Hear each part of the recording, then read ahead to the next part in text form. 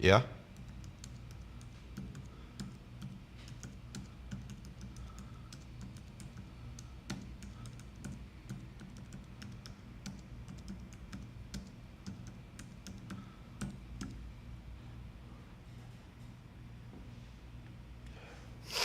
All right. It's a little bit up on a weird angle though, Yeah. Seems a little. It's weird.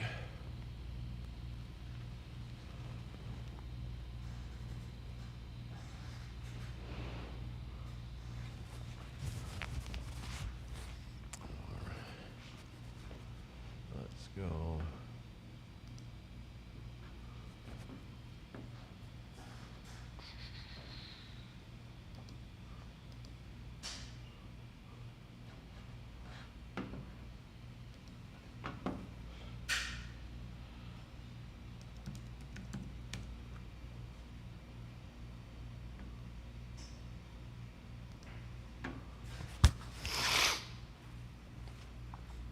Mm-hmm.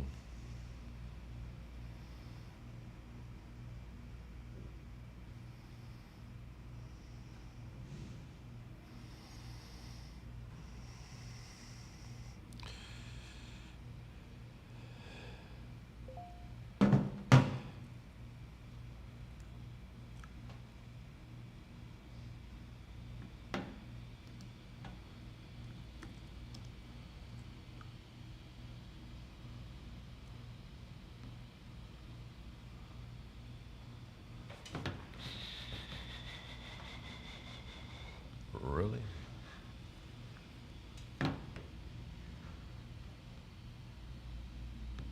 Where's the product?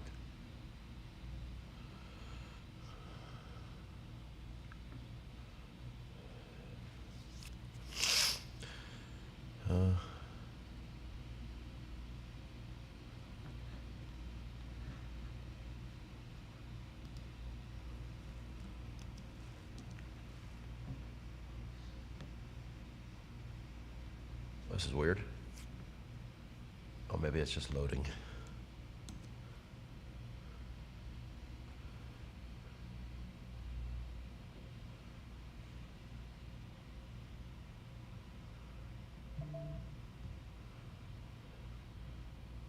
well, Steve Thorne is not home for a change. Because he didn't say hi? Yeah.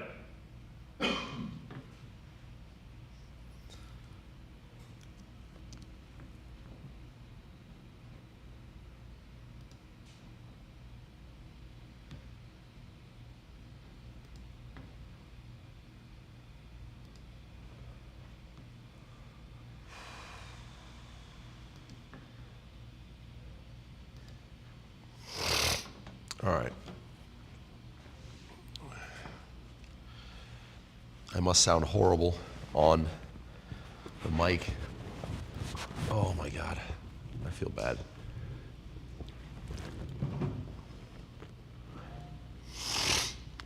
So what's new, guys? Oh yeah. Huh? Golf sales total. Record. It is a record. Actually, I had 6 on Sunday, last Sunday, which, shocked me. And then I figured, oh man, maybe I'll hit 20 this week. It's not over. It's not over, right? But I gotta get 8 more today. But so that may be a little bit of a tall climb, Yeah. How about you, Chris? Good. I didn't hear from you. Still trying with, well, we're just working on the, listing images. Should have that, we kind of mostly have it wrapped up, but, it's just, we're making little minor tweaks. Oh. You know what might be a better image for you, Chris, instead of that pile of sand you have at the bottom? Why don't you get a picture of a ball, steaming ball, like a hand, like and stuff onto it? We did that, but we thought it was redundant because Okay. Let me give you guys these mics.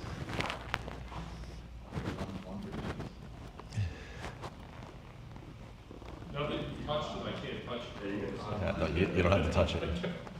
I don't want to die today, that wasn't my plan. But yeah, it's good. Yeah, we're just working on the finalizing the listing. Our stuff is all case packed, ready to ship.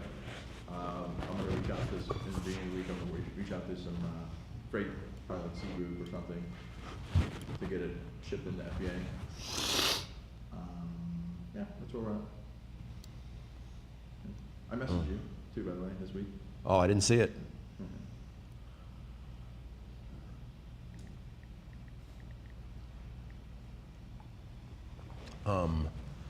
God, my head, like half my head is just frozen, kind of sucky feeling. And talking and breathing feels. Yeah, usually I have some Sudafeds I keep in the barn, which I haven't given you, that would clear your head out anyway. Really? Yeah. So where do they sell that anywhere? Yeah, they sell it anywhere. Actually, what you want to do is go to CVS and go to the prescription counter and ask for them. That's what they keep them behind the prescription counter, but they're not prescription. Sudafed. Sudafed. That'll totally clear up your head. Oh, that's where I'm going. Yeah, it's a little red book. Yep. I need some Sudafed. This is too much. Yeah, just don't do too many of them. Yeah, that's how Breaking Bad started, right? Well, it's like, exactly. That's how they made the good Breaking Bad stuff. Oh my That's why God. they keep the good stuff behind the counter. You know, I'm thinking it's been so long since Ting's been here that we have to, next time she comes, introduce her to the group like it's like her first day. Yeah. How's she doing? Good. Yeah. Yeah, she was working today, but she said next week she'll be here. She's Yeah, gonna, her content's really leveling up. Is there a drugstore nearby?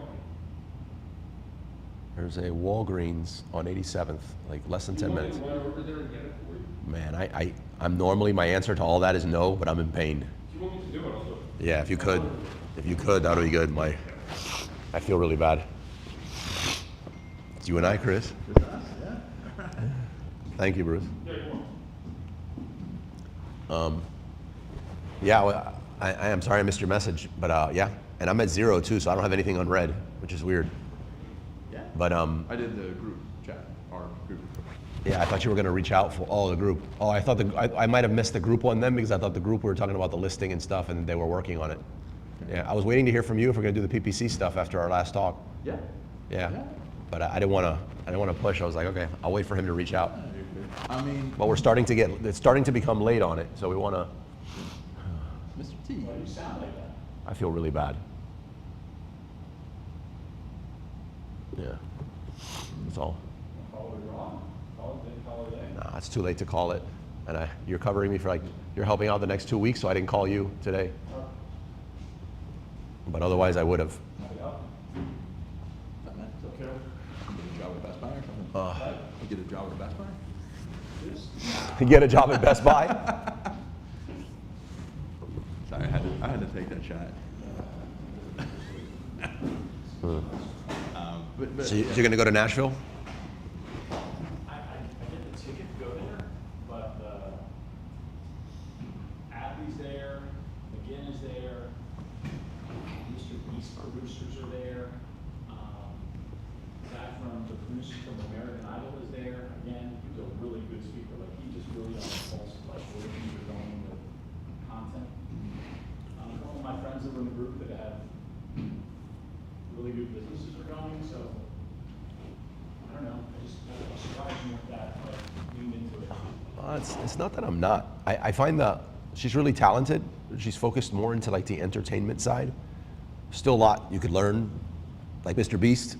Like, remember what was that YouTube conference we almost went to? They had one in Baltimore and one it was 2 of them. Did something. Right. So I was all in for like Vid Summit, like go to these things for video. But when I started asking, like Ed and a few others, is that it's all entertainment. So if I was going there to try to level up, say, the kids channel or something, best thing to do. Like all this crazy stuff you could do on video. But for Like, there's people there with like real brands, like lawyers, and there's the one dental group that goes there. Yeah. It's just for like, entertainment there that understand, like, they're there to tell you new ideas and how to Awesome. But, I can also cheat because you can go and bring stuff back. yeah, of course, So, and you know how much I love to travel. it's not China. It's not China, it's Nashville. 2.5 hours, my flight. Are you live already? Yep.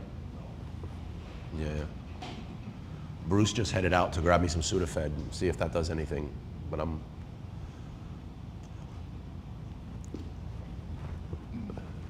So, Yeah, so I wanted to know, like, so I thought, I didn't, maybe I don't know enough, but, would you not start the PPC like the day of the launch, or how does that work? no, well, I mean, there's sometimes somebody just says, hey, I fired my team or I fired who I was working with. I need you to take over now. So it's not like it's impossible. But the idea is, if it's possible, it's about 4 to 6 weeks. And we track keywords up until the point that we start. So it's a pretty significant difference, me starting with a budget after I've been able to track keywords for 4 to 6 months, 4 to 6 weeks, 4 to 6 weeks, then starting and beginning tracking while spending. Okay. Plus, Right. the other thing is, you don't have any reviews, so it's gonna cost you more per ad. Yeah. Because when someone looks at a product and there's no reviews, it's gonna be harder to convince them to buy. So you want the reviews, but it takes some time to get in and marinate on those reviews. So that's where buying, using play, or creative connections, what you're doing to get your reviews. So that's, it's gonna take 30 days for your reviews to kind of get into the system. Yeah. Make sense? Yeah. Yeah, as a lot of times we'll finish a listing, even if we do the listing, we'll finish the listing, and in those 4 to 6 weeks, based on what we're tracking, we'll tweak the listing. Is it a complete overhaul? Never, but if we're doing it, it's never a complete overhaul, but it all matters. Like, that's it. From the owner side of things, you're like, I want to start the day I do because I don't want to pay for a month of PPC and there's no ads. So that's always the dilemma, but the amount you're going to pay for that is going to it's going to be recouped in those first few months. You don't absolve yourself, like, by not doing it, you're not saving. Yeah. But if you add, but if your PPC for your keyword is costing you $1 per click, maybe in the beginning it's $3 per click. I mean, $3 per, like. Yeah. No, per click, yeah. And maybe more, right? $10, like, whoa. Well, I mean, you're making 10 clicks before you're gonna say it. Okay. But if somebody's gonna click, and like, they're gonna see no reviews, they're not gonna buy it. They're gonna click, they're gonna like the product, but they're not gonna buy it because there's no reviews. Right, right. Yeah. Um, Yeah, that's why. Yeah, I don't have any like resistance. I'm not against it or something. Yeah. I just That was a really good. I'm a seller, I have an agency, and so I think there's pros and cons to both, but this is not related to what you were saying, but just as a topic to kick things off. Levanta created a really cool piece of content on when it comes to ads, like, should you have an in-house ad team or should you hire that out to, say, an ad agency? I avoid the topic, even though I think it's a really good topic, because since I do both, it can come across like I'm very biased towards one. What it really comes down to is, and by the way, from the services side, I can help on all of them. There's plenty of people that want an in-house. Even if you have an in-house ad person, first of all, you're not hiring the best because you wouldn't be able to afford it. And that person's going to need someone looking over their shoulder. So we do like check-ins, even in those situations. So it's not like I would discourage someone from doing that, because I have services that address that. Now, where it starts becoming different is you have it in-house, you have the agency, or you have something which is a hybrid. And if the only time I see people that are like, usually that have somebody in-house doing it, is they have no budget for ads. So they feel like they don't really have a choice with it. So like they're trading their time. They're stuck. They picked the wrong product. they went over budget, whatever the case, but they don't have the money for the ads. That's going to be by far the slowest, more expensive route. I mean, just in the short term. In the long term, maybe you learn so much about ads that in a couple years, it was such a valuable investment that you have it in-house. But if you want to think that way, I think that works. What's up, brother? Then you have the agency route. And Rafa might be able to chime in this from the creative side with like share it. We're talking about a piece Levanta put out about should you, specifically about ad agencies, but should you do ads in-house? Should you have an ad agency? What are the right? But as certain, like you could apply that also to creative, right? Or almost all services, and I feel like they're about the same. So if you do it yourself, you're probably not a creative or you're not an ad person, and it's going to be the slowest, more expensive route. However, I wouldn't be able to be as good as I am with ads had I not put in years of doing it. So if your long-term goal is that, then great, like that's a great investment. More than likely, you're not willing to prolong the sale of your inventory and hemorrhage a bunch of money in the short term though. And that's what's going to happen. The hiring the agency route, that's going to be your quickest way to get to what I'm going to say is the first most important benchmark, and that is you need to get the brand from 5 to 50 million. That's a big range. But in the 5 to 50 million range in gross sales, at 5, you could start exploring a third option, which is excellent. I'd say it's probably the best approach to do when it comes to working with an agency. If you attempt to do it too early, like meaning you're not at 5 million, it's going to be bad because you're going to get the wrong person to do it. And what that is, and by the way, in the hiring the agency, the con is if after hours on a holiday or on a weekend, most agencies don't have a full staff in place. Like they need to give people weekends off, so somebody's going to have to wait till Monday. And if you're like a, I don't know, micromanager, or you're somebody that never turns off and you're in your stuff, that's going to be, you're constantly going to be at odds with the agency. You're going to feel like they're not doing it. You know, it's 2 o'clock in the morning and no one's answering my stuff and I'm losing sale. You know what I mean? It's bad. The person feels bad and they feel like the agency's dropping the ball, but if they were to hire someone in-house, that person also would not be on at 2 a.m. And they wouldn't be able to afford 3 shifts of people to have people on at all times. Or if they had someone that they could bug at any time, that person would burn out and leave them at some point because it would be a super toxic environment. Right. But when you get to that 5 million mark, there's another option which is hybrid. And personally, I think this is the best way people should do it. Even if you have rock stars in-house that can run ads, you are not equipped to train them.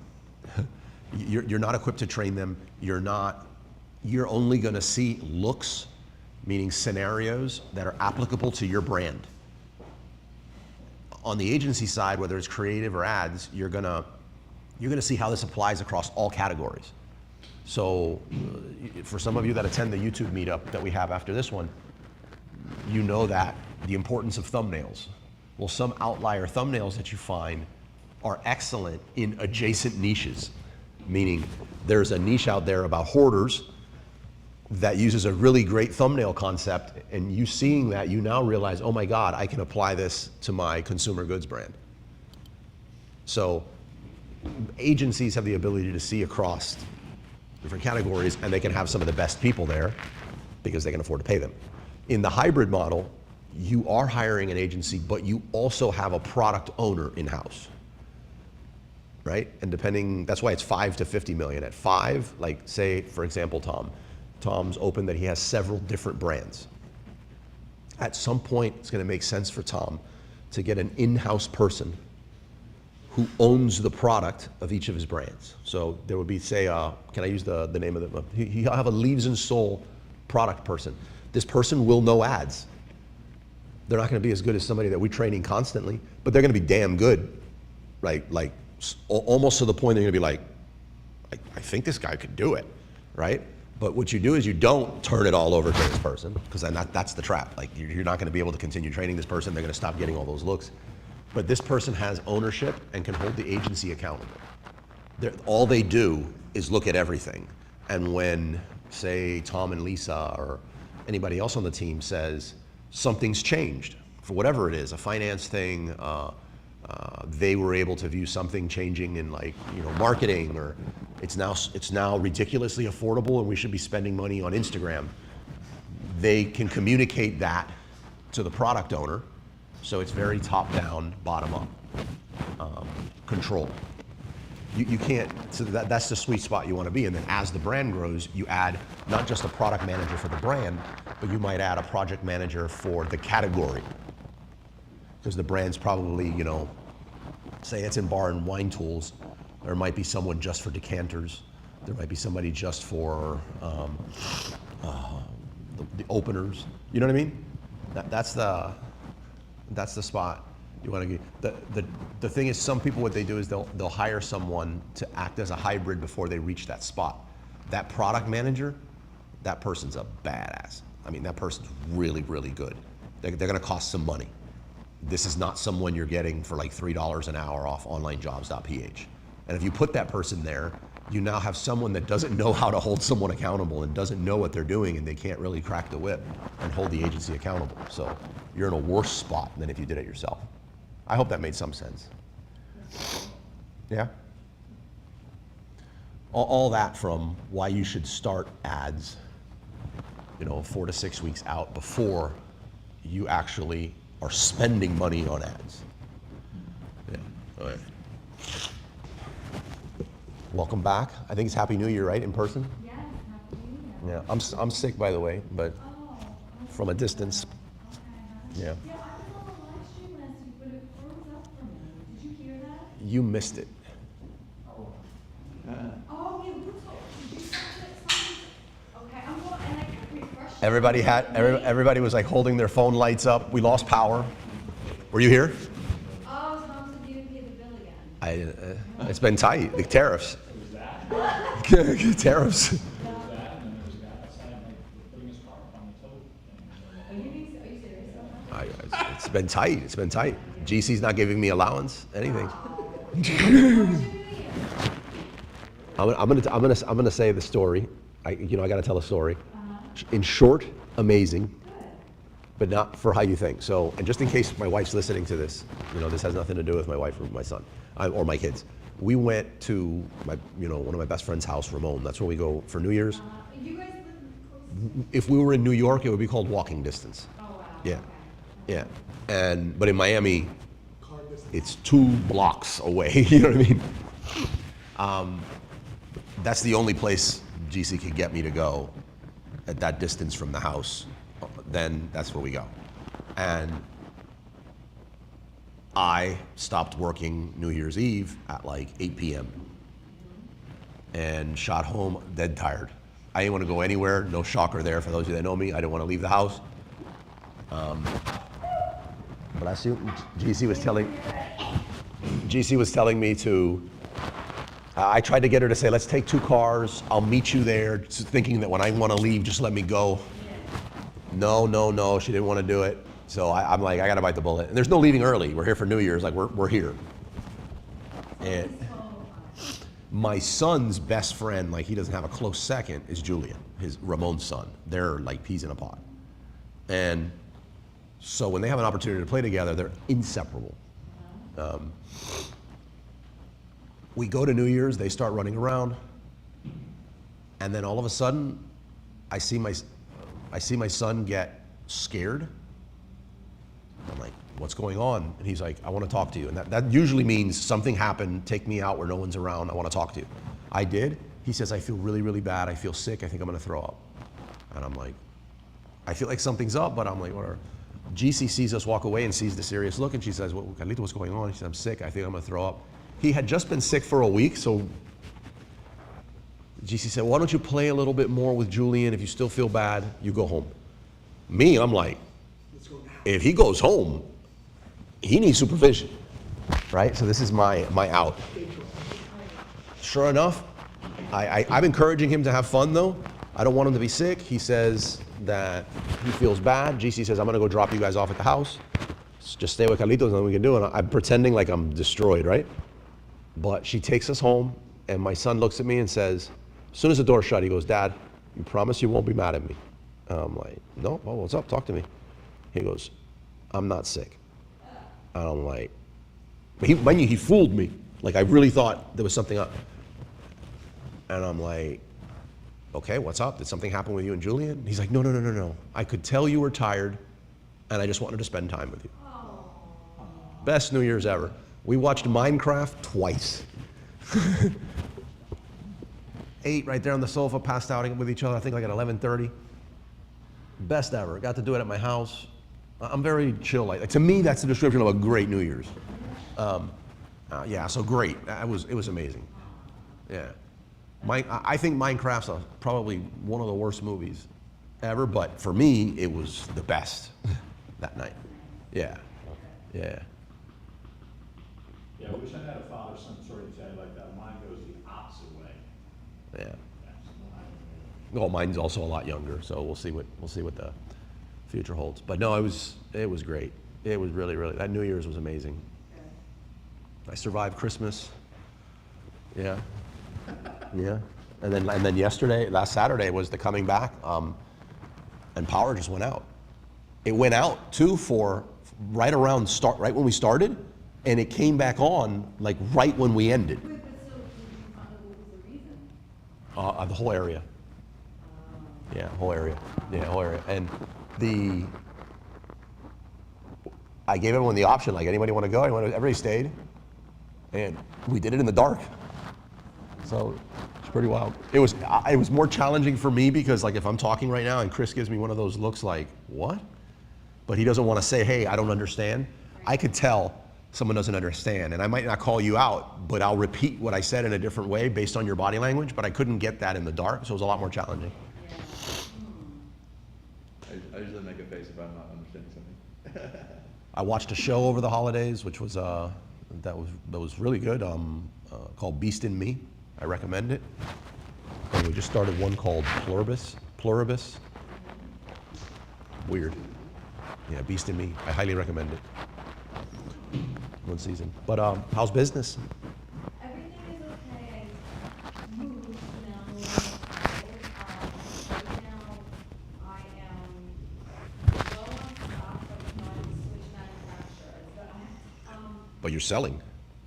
I'm selling. Like, I'm not doing, I'm barely posting, I'm not doing anything. I got to make my story today. I'm selling them. So I'm just like, I found the guy who's doing my other products. He's gonna do the next for me. There's a hair difference. If I showed you, nobody knows. But whatever problems were there, they're like not there.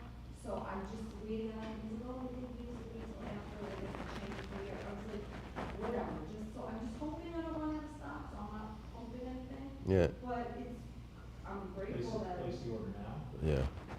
Yeah, well, no, I told him, he goes, look, I can show you the difference. I need to feel it and see it in such a not pleasing. Oh, I thought you were talking about the order. Oh, yeah, well, that's gonna be also, yes, so yes to both. Yeah, again, that's phenomenal. You know, to me, that's really like the power of differentiation with a product. Like, you have no competitors. If someone wants something beautiful looking and is into bees, like, what else do they get? Oh, and then also the other thing was really, like, I was talking to Tom too, like, I'm really, and I've always been all in, but I'm really all in on Amazon. That's good. Yeah, like, I feel like I'm putting up a lot of videos, like, I'm at maybe 370, but I also feel like I should be making more money off of those videos, and now that's where I have to dig into that with, but I like doing that. Yeah, I would just, I think it's a good idea to do. I think it's a great idea for you to do. I love it. Just, man, thank you so much. You're welcome. I just take one.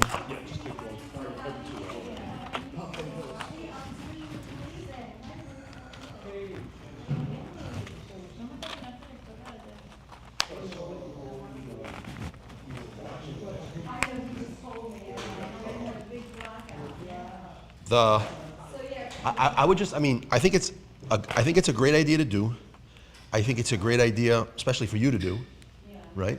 Like, I think you have the personality for it. You have the look for it. I would just caution that don't. I don't think it's something that should be a priority to the exclusion of all else, like growing your brand. No, I think. Right. I agree with you. And it's a lot of times that quick, easy money, it's very easy to like distract you No, from. I agree. I think it's yes to both, and I definitely agree with what you're saying, and yes. I hear what you're saying, but I also feel like there's more potential in that with the music program that I'm not tapped into yet, and I want to see that. Cool. But I agree with you on what you said completely. Next Saturday for the beginner hour, and maybe like 5-10 minutes of the topic of the week next week. But I'll be here for the topic of the week. Tom's covering the beginner hour because I'm going to be at a Toastmasters Leadership Institute training in Kaiser nearby, but I'll shoot over as soon as it's done. I believe, Tom, you're going to go over in the beginner hour influencer stuff, yeah? So it'll be some good stuff to go over there. Oh my God. Okay. Sorry, I'm not feeling good. Speaking of hyperbaric chambers, don't do a hyperbaric chamber with a. It's painful. It was painful.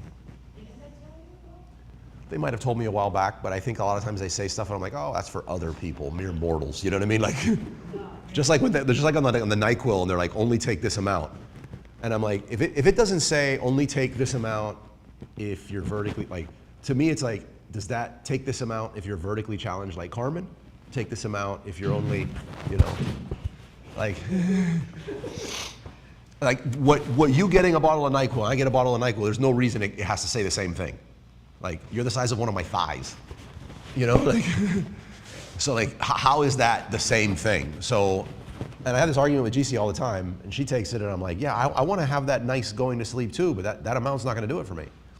So when I heard that about the hyperbaric, and I was like, that's for mortals. That's like going on the water. If you go on the water like that, your ears Oh, this is horrible. And it's felt worse.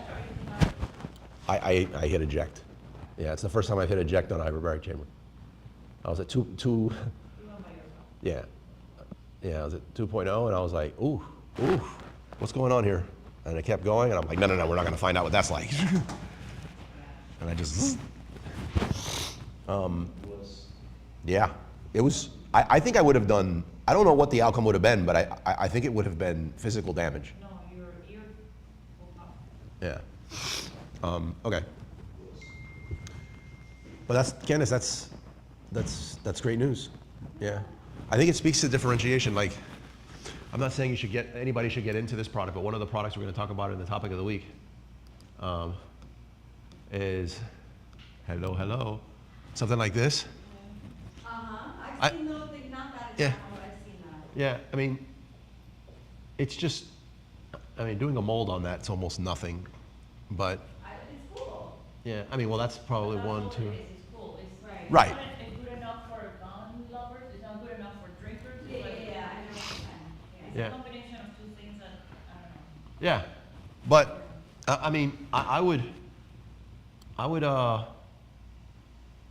I'd track this one. Let me see something. I had a version of that sent to me for reviews. I don't think I meant all of that, but you know, it's Like, a look. usable thing, but it's like, who buys the thing, and I don't know. Yeah, #1 bestseller. $39.95. They're killing it on that. Like, no. That's the original. This is the original one. Yeah, but I looked up. I found a total of like 3. Very easy to differentiate. I don't know, for products like that, the first guy to the market, there's not such a big market for it. It's like, you can create 5 versions of it and the rest are not. Yeah, but you remember Bluetooth speaker landmine, same thing. That person can't stay in stock. Every time they get more, they're out of. I mean, they're buying. I think his last round was like 6,000 units, just burned out, just gone. Not yet. No, not yet. But yeah. But again, it's really different. Is it ever going to be the? It's not going to be the #1 top of page 1 organic. 1,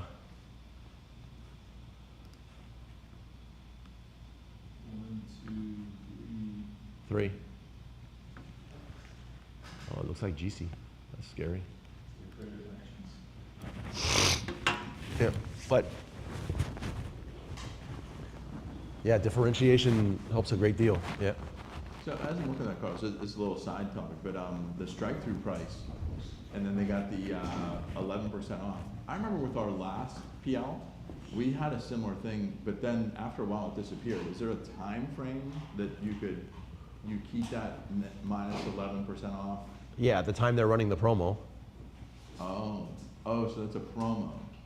I think that's what that is. Yeah. What I remember I did, maybe I'm wrong, it's been a couple of years now, or at least a year. But I put our price a little higher than what I intended to sell it as, and then I lowered it. And then when I lowered it, it gave me that whatever percentage off. And then after a while, I don't remember how long it was, maybe like 3 months or 6 months, it just dropped off. So is there a different way you could do a strike-through price and have it like permanently like 10% off or something? Permanently, no. But look at this. A $69.95 for our little set. Oh, that's, what is that, a sticker? Lisa. Yeah, that's anybody, what do you, Carmen, what do you think this costs?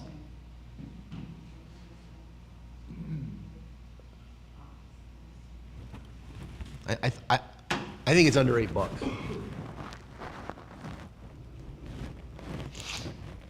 Yeah, I think it's under $8. The only reason I'm putting it up there is the packaging.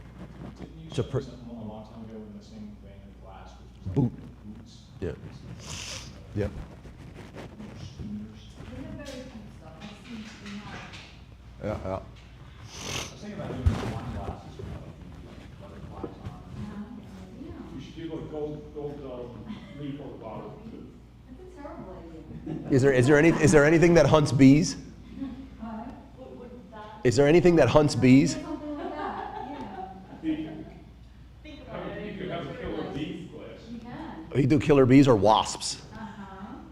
Just with all the flying, things that are attractive. Flying insects. Flies. All jokes aside, a couple of people are like, do you have butterflies? Oh, I definitely do. I'd unfriend those people. I do those, I do butterflies. Launch a product, please don't. No, I know, I agree. Well, I wouldn't launch the product with these either, but she did, she's going. I am not kidding. She's selling out. She's showing off. She's selling out with no ads. Yeah, she said, I'm not. She's gonna be- out with no ads. In Selling out, I don't have that. Okay. Yes, I'm like, no, but I sell like more than Debbie or something. in mid-year, the course will come out. Huh? Mid-year, you'll put the course out. Yeah, all right. The courses come here. No more glasses. No. Yeah. Because I had to get a manufacturer issues and I don't have enough stock, so right now I'm just selling them. What do you guys got? Any, something I shared a little bit last week, just, I feel like with e-com, Amazon marketing, I got some really cool tricks I could tell you with AI. I don't have a lot of cool tricks to tell you. So just kind of sharing what I'm doing as I go along. We completely eliminated ChatGPT, Wait, from what? just period. Just one Well- of the guys who went from Coke to Pepsi, that's what it. Well, but There's also one of the guys who went instead of VHS, who went big.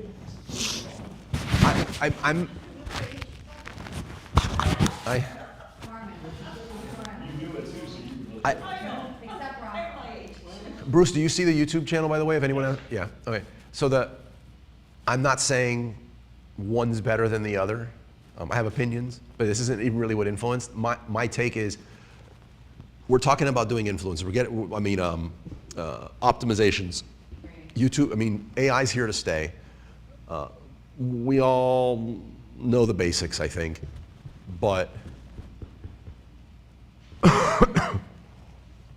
what's happening is there's really good opportunities out there to automate now, like Zapier equivalents and getting AI to do a bunch of stuff, and it almost looks like it's a team of AIs doing it. So if you're gonna do that within your company, and you use ChatGPT and somebody else uses Claude and all these different people on your team use a different one, you're never really gonna get a system in place. It becomes a lot harder to have like a central bank of information on any subject, whether it's shipping things into FBA or running ads, whatever the case may be. You're never really gonna be able to do it until, in my opinion, unless everyone's on the same system. I think, I'm putting I guess a prediction out there. I think that the AI that that should use is the AI that integrates best with what you use. So if you, I don't know what the AI is for Microsoft. I guess that's a chat, with a chat? Copilot. Well, it is chat. It's ChatGPT. Come on, then use ChatGPT. We decided to use Gemini. We are Google, and the reason for that, we didn't sit down and do a comparison between like which one's slightly better. Because in reality, let's say one of them, let's say it was clear one was, you have no idea what's coming next week, right? So I think trying to decide on which one's best is a mistake. Since we're Google Enterprise and everything we do is built on Google, from all our workspace, everything like that, it's in literally, we use Chrome. I think most of you use Chrome. I would make a hard pitch for Gemini. I'm using it in a lot of cool ways with Amazon. I'm already using it in a lot of cool ways for Amazon stuff. As far as efficiency, it literally has that little Gemini star in every single part of your Gmail, your docs, every Google Sheet, and you could do whatever you want with it. And that's without even getting into stuff like Nano Banana and BO3, which is just unreal what it's doing, especially as it pertains to Amazon. And I've been very anti what AI can do in some of the areas of product detail pages. I don't know what your thoughts are on it, Rafa, but Nano Banana is looking like it's like, it can definitely do it. Like in a few instances, I had to say my team and I could not do better than that. And it wasn't close. Like, as a matter of fact, we saw what it did and how it did it so good. It didn't even follow a playbook of ours. It's like it created its own. And we saw what it did. I understood why that playbook would work. And I tried to replicate it with the team, and it wasn't as good, even seeing it. So I would highly recommend as Amazon e-com sellers that I think Workspace, Gmail and Google Workspace is phenomenal for business, period. But if you are using it, I'd recommend Gemini a lot. Really, really recommend Gemini. It just integrates with everything you're doing. Yeah.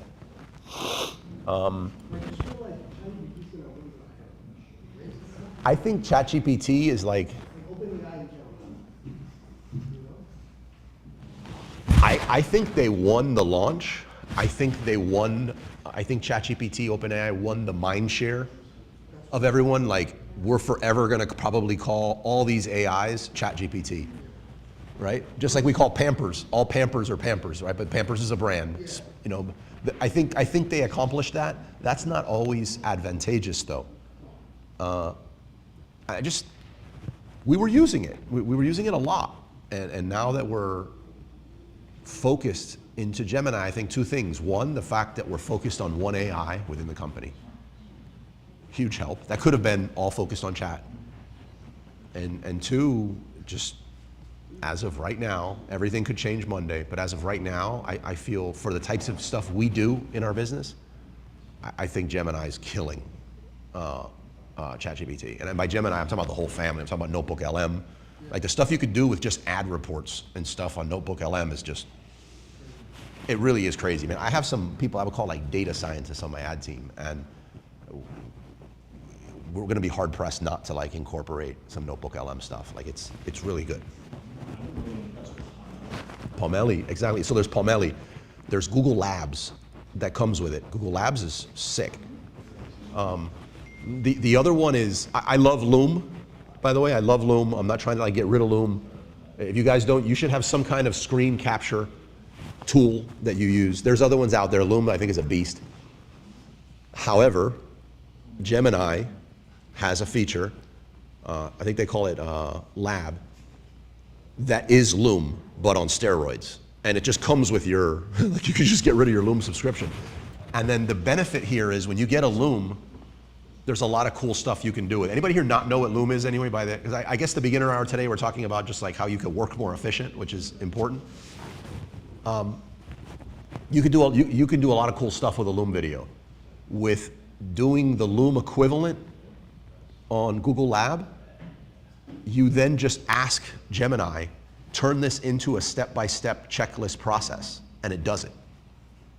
So like you just, instead of using Loom, use Google Lab, which has their own Loom in it. You could just leave it on your computer, do what you do during the day, and then have it afterwards, and then just say, could you turn all of the work-related things I did here into step-by-step checklists that I would be able to use to hand to an employee? You could, yeah. Well, Gemini Live is pretty beast mode on the phone. Talking about like it actually monitors what you do on the screen. Is that what you're referring to? Yeah. Where it sees what you're doing and Yeah, and then you're like, turn this into a step-by-step checklist that I could use to hand to a new hire to be able to do this. Have it have accompanying screenshots. Grab just those related sections of the video and stitch them together into a training video. Then just have conversations with it saying, if you were a new employee getting this, what are some gaps here that need to be filled? And it's like creating SOPs and stuff within the company is like very time consuming, very resource intensive for us, but it's important. That's done now. And you're thinking of you doing it. Pass it to one of your employees that you don't know how to do what they do, and just say, hey, I need you to pop this on while you're doing it. I'm not tracking your work activity or what you're doing. Just for this task, I need you to do that. It's wild. I highly recommend you switch to Gemini. And then if you have some other non-work related projects that you like tinkering with, or you just like pushing the limits of what AI could do more as a hobby, have some other stuff on the side, but make sure all your work stuff is done in one of the AIs. And I'll stop preaching there. By the way, who's not using AI, by the way? Hopefully everybody is. Okay. Does anybody here not use AI at least once a day? Okay. Bruce was close. Bruce had to think about it. You thought about it. Yeah. Who thinks they use it more than anyone else and could throw a number out about, okay, how many times? Use 100% of the time. You're using it right. Yeah. I feel like I say everything wrong, and then I GPT, then it's like, well, here's how you can do it better, and I'm like, okay. Yeah. How about anybody else? I mean, 100%. How about turning that into instances per day that you've gone in? ChatGPT? Any AI. I think I use ChatGPT at least 3 times. At least that's a lot. I know that. And I do change and I just ask it all the time about the real estate, about my business. My dog was at the vet, like all the time. What's that conversation? What are you guys saying?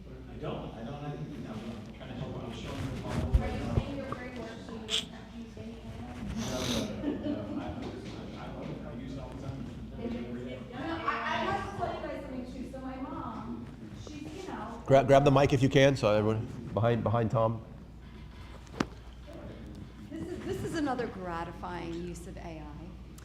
So my sister feels like what my real estate dealings have something to do with her. They don't. And she was like in real estate and I wasn't, but I made some really amazing decisions, whatever. And so she's calling my mom the other night. My mom and I are talking, and she's telling, you have to do blah, blah, blah. I go, don't say anything, hold on. I start asking AI a couple of questions. She was so wrong. And I did the talking, and you don't know whose voice it is, where my mom has it on tech. And I just basically, I didn't mean to like prove her wrong, but I did. But like AI, even for that, if you're not sure about something, and to be able to use it, not in an argument with someone, but in a quick dispute to get an answer. Like, my mom was astonished on what this thing was spitting out. Astonished, because sometimes you don't even have to call a lawyer if you ask this thing certain questions. No, it's really, it's powerful. What about anybody here using anything besides ChatGPT?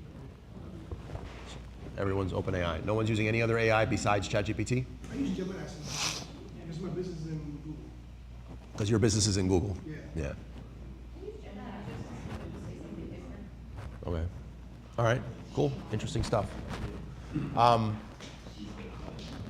like Gemini gives you a different level of service. I don't know how to explain that, but Gemini seems to be a little bit more Mr. Dots. It hallucinates less. Yeah, so the amount of, I guess memory is the wrong word, but the amount of memory or tokens that it can refer back to currently crushes everyone. Click, no, just click that. No, I don't think it was that. Click on the whole thing. Click on it.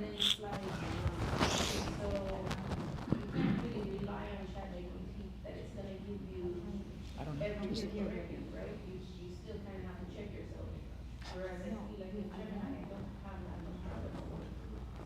I don't know. Yeah, I'll tell you guys a use case that I did, and then we'll see if anyone else has any questions, and then we'll move into the topic of the week. But so I'm not like in business. I'm not like a back-ends integrator, techie person. Like I'm not the person you give some new hardware we're going to use in the company. I can't install a printer. Like that's out. Like that's me. I lost. I don't know, lost. I'll just say lost. But I lost a key employee in the company of, a decade. And it's for the good. Over the last week and a half, and this person was my everything in that regard. Like anyone in the company, it's almost a joke. They'd say, "What's the password for?" It was Ask Khan. His name was Khan. It was just something needs to get set. It was Ask Khan. Everything Ask Khan, Ask Khan, Ask Khan. So something is as simple for some of you as going into the back end, setting up an email, doing forwarding, setting up a bunch of catch tags to where things automatically filter into certain folders. That gives me anxiety. That ruins my day. My whole day's shot from that. So I have someone on the team that can do it. I put my dues in the beginning. I had to do all that. I don't know how to do it, but I had to, and I had to do it pretty quick. So I got Gemini, and I had this thing walk me step by step. I was done in minutes. It was done right. It gave me better ideas than what I had in the beginning, and then it was a very, very long process, a very no room for error process.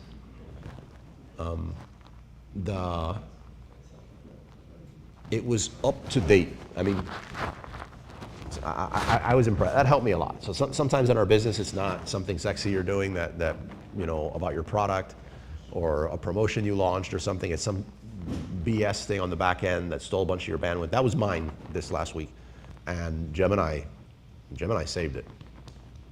Have you ever? I was looking up a manufacturer for one of the products, and I used ChatGPT. When I called the manufacturer, he said, "How do you define it?" And I go ChatGPT. What? Really? Like he was even impressed that ChatGPT was calling him out for it because we're from the days when we went to the library, right, to go research stuff. Then we got really good when we got Google. Right? So now to have ChatGPT, we can ask it something like this. Yeah, I've had some blinders on with the group for a while. I've been telling everybody, I was like, hey, you got to go get the PLMA catalog. It's great. We have the digital version of the PLMA catalog. Absolutely great. You should do it. But it dawned on me over the last few weeks, I was like, you don't need the PLMA catalog. Like, you don't need to have possession of the PMLA catalog. So I did a test, and I just went on there and asked it to link me to any of those PMLA catalogs that are floating across the web. And it was able to find as many as I wanted. So you can give it a description, like say you're, I don't know, use, what's a random product? It's hard to think of random products, by the way, because I hear from so many of you on the different products you like. Let's say, what's a, liquor, oh, yeah, you're not, licorice. You're not, so licorice. Yes, going to the PLMA catalog and asking to give you suppliers for licorice, great. But you could just also go to Gemini or ChatGPT and ask it to give you a bunch of suppliers in Florida or in the US that supply this. So I don't know why I had my blinders on that. Google wasn't doing a great job of doing it. Google would surface insurance agents for the candy space and like all this blogs on, you know, the of dentists talking about how bad licorice is for your teeth. And AI just gives you a list of all those suppliers that you want. So it's really great. Yeah, our most recent manufacturer, they are not in the PLMA catalog. They didn't attend, and I ended up finding it with ChatGPT. Nice, yeah. So good stuff. All right. Any question? Yeah. One of the things I've been using is N8N, and Yeah. you guys would have a lot of fun with N8N. It's almost like, think of it like Legos in a way, so you can just plug a nodule, and then connect another nodule to it, and do all kinds of different things. So one of the things I did is, I wanted to enroll in all these newsletters for travel and miles to see what other people were doing. So there's newsletters all go into a newsletter account, so the bot will, you just build it, right? And I found out that way to do it. It took me 20 minutes to do, and if I can do it, you guys can do it, but it's really easy to drop down, put this one here, connect it to your email. So what happens when you sign up to these newsletters, all those newsletters go into this new email account, and now your bot will go in there and read it, and then summarize it at the end of the day. So I get one email that summarized all those newsletters in one email. You can even put a little note on there and say, I'm in points and miles space, so I want to know like who's advertising in these other newsletters. So clearly, if there's a really popular points guy or whatever, and someone's advertising in there, well, they have an appetite to advertise in these newsletters. So now it can give me a list of who I can use to reach out to advertise for me. It's already vetting the listener. They're willing to spend, they like to spend in points and miles newsletters, so it might be an easier way for me. So now I'm starting to collect a group of people that are advertising candidates, they're advertising newsletters. So I've done that. And that was really called anti-gravity. I'm nowhere near the level that you need to get there. Anti-gravity is allowing people to create customized bots. So N8N is like plug and play, like you have to take certain nodes and put them into there and connect. So they're set. Think about it like an erector set or a Lego, piece of Lego. That's all you're given. But imagine you could customize a piece of Lego, make it round and make it move. That's what anti-gravity is doing. And it's doing it to create something really customizable. Instead of it being 25,000, probably 2.5 man hours to do it. So it's really exciting for some of these web apps. Yeah, seems like there's a good opportunity too for like anybody that happens to have gotten really good with any AI stuff. We were looking on the web for service providers on Fiverr too for like different things to take a look and help set up some automations with AI. There wasn't a great deal of good offers on there. So one of the other things I do, I'm trying to hunt for another VA. So one of my VAs incorrectly searched for VA in onlinejobs.ph. And of course, you got 400 resumes because it was VA, but it wasn't VA specific for Amazon catalog space VA. We redid it again, and she still got 200 resumes. So They came here on he struggles with projecting, so his voice. No, you're good. How did they know he was talking? Hello? Good? Better? Okay, so what I was trying to find a VA. My VA reached out and she found Online Jobs VH. She got 200 resumes for an Amazon cataloging space. And she's like, it's gonna take me a long time to go through these. And I'm like, no, don't go through them. You request everybody to give you a PDF or a Google Sheet of their resume. And then you upload these to ChatGPT and you give it parameters and you say, I need someone with this kind of experience, this kind of this kind of, so give me your top 10 based on these 200. And obviously I told her to do it in kind of groups of 20, you know, and so we whittled it down to 10 instead of 200 just by having ChatGPT do it. And it said, you know, this person's more qualified, they've had this much experience, and this is what they want per hour, et cetera. So it was a lot easier way to streamline something that would have probably taken 20 hours to look through all those resumes. So, and then of course now it's more of hand-to-hand combat. So now it's getting on the phone and verifying, hey, if you say you know how to use Excel, like, are you a level 1 like Excel, like you opened it, or are you level 10 where you know how to like really use it? So Good stuff. That's how I did. Yeah. Any other questions before we get into the topic of the week? No? Send me that. All right. Yes? So if anybody has any listings, by the way, that they want to send me or that I can look up, Or- we're just going to do some teardowns of some listings and see. I'm not going to start with this one. I want to start with this one. Hopefully it opened. Oh. Does anybody know what? Is that helping? I think it is. Yeah, I'm still really, but yeah, I think it is. Thank you. Does anybody know what this is? Listing teardown. Yeah, it's the listing teardown. Anybody know what this listing is? Magnifying Well- glasses. Tell us. Magnifying glasses. Oh,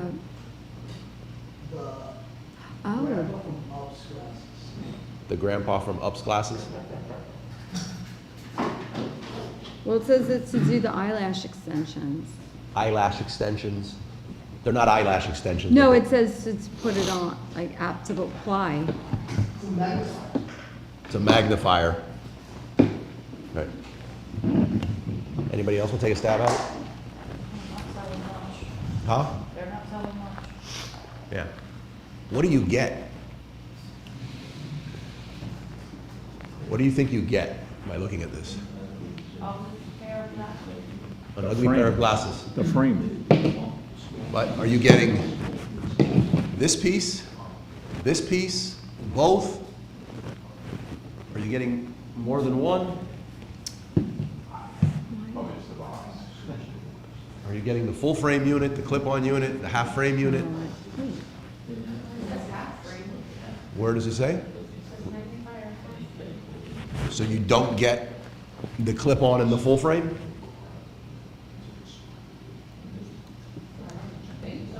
It's confusing. It's really confusing. This is somebody that reached out to me that we're going to help, like, resurrect this thing. Here's some things that you might not know from this. The brand does a lot in sales. And I mean a lot, just not on Amazon. They've been around for 65 years. No, you don't see any of that here. They definitely need brand registry like that. Where do you think this product is made? China. It's made in the USA. Yeah. So that'd be a good call out, right? Where do they sell it if it's not on? They sell it through a massive network of wholesalers that reach out and buy from them. Jewelers, What is the beauty name? salons. What is the name of the company? The name of the company, that's great. According to here, it's generic, right? So you don't even know the name of the company. 4-star reviews. They're called Telesite. One of them says it's called Telesite, the other one says it's called Telesite Magnifier. They're not even sure internally. They manufacture them and they have thousands of them on hand and can make tens of thousands more. And yeah, that's what's going on. So looking at this listing, I think we can agree that it's a disaster, right? Now, what do you think, like when I first look at a listing like this, and we'll kind of tear this down together, and I'll kind of talk it out loud. What I do is I don't open any software. That'll just start really screwing you up at this point. You're going to miss a lot. How do you think somebody would search for this? And the idea is not to come up with like the weirdest long tail phrase. What do you think is the most common, easiest way, word or series of words that somebody would use to search for this if they were looking for it? Magnifying glasses. Jeweler's glasses. Okay. Glasses for ears, glasses for eyelashes.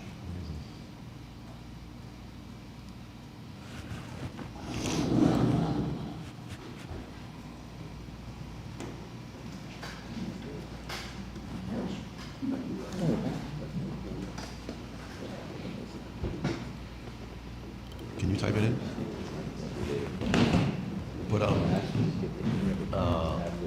Put in magnifying glasses. Oh, go for it. Yours might come up. All right. What else? We said magnifying glass, and we said what else? And also magnifying glass for jewelers. Jeweler's glasses. So open a tab, Command T. I don't know if you use Mac. Command T.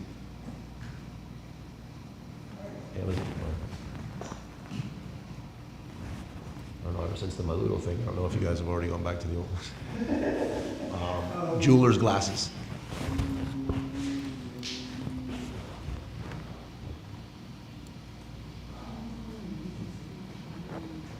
Now, jeweler, ER, at the end of L. What about you?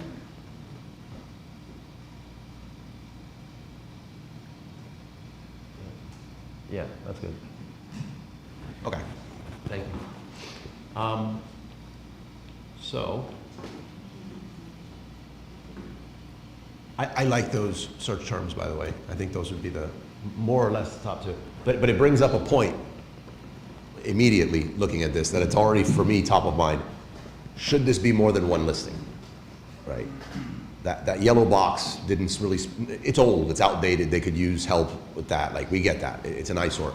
But would this make more sense being a listing and packaging that speaks to jewelers and jeweler glasses with the whole look, and then another one that speaks to, I guess, estheticians that are using it for beauty stuff? Should it be another one that's speaking to, I don't know, adult hobby craft, hobby people that are into rocks? Should these be different listings? And since those listings technically have their own keyword sets, it's not a variation listing. This is standalone listings, which would really beef up the catalog. The variation could then be multiple. So it's like, oh, this is what started getting my attention on this. And I was like, okay, yes, the listing looks absolutely horrible, but Yeah, you have four clones here. You just have four different packaging. right. And since they manufacture, the packaging becomes very, right. You Okay. could do it for, Anybody disagree though? Anybody think it would be better to consolidate it either all into different variations of a single listing, or keep what again, I think we all can agree that the title's bad, but juice the title up, but to make it more of like a mega keyword stuffed. No, you'd need different UPC codes. And that's it. The inventory wouldn't need to be different. Like, the inventory inside would stay the same, which it's a much taller order trying to get somebody who manufactures their own stuff to do more molds and do all this stuff. This stuff has worked for 65 years. But yeah, no, I mean, okay, so this is what comes up when we search for magnifying glass, or turn this into glasses. Can you add an ES? Yeah. So this is what comes up. When I'm looking at this, I'm like, man, This looks a lot more modern. This looks a lot cooler. Like you're seeing the product in use. You can imagine you wearing it. I would hate to come up next to this ad. He looks a little dorky, but.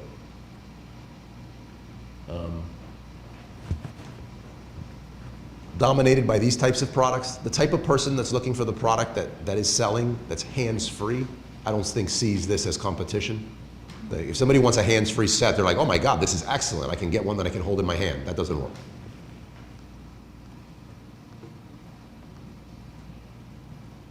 So quite a bit until we get to, again, somebody's looking for hands-free. They're also not looking for a lamp,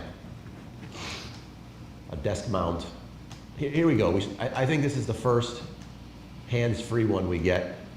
But let me see. Okay. Again, $28.99 compared to this other one. The other one looks like it's 65 years old. This one looks like, it's almost like a gamer headset here, right? You'd feel cooler with this. You wouldn't feel 80. Clearly showing how it works. Carry case. A lot of reviews. And this is a hands-free. So we start getting into some hands-free here. $17.99 to $28.99. But, sorry, I'm clicking on your ad, buddy. So what I see at this point is not only is their listing in bad shape, what I think about is, we're talking about this thing needs some love this thing needs some shared studio love. This thing needs someone that not just can take some good creative, but it can also think about conversion rate optimization when they're taking it. Because you need to justify why yours sells for 10 bucks more and is gonna make you feel like you're 80 and not a gamer. I mean, in reality, that's it. You almost wonder if you don't show the product. And you instead just show like the point of view of something magnified, but that would be risky. Amazon's choice was 6,000. They actually have a brand name. What was this one? And then we look for jeweler glasses.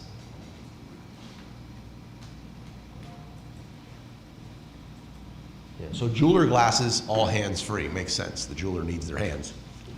So this product, and just the majority of the people that buy wholesale from them are jewelers and in the beauty space. Yeah. I didn't know lashes were that complicated.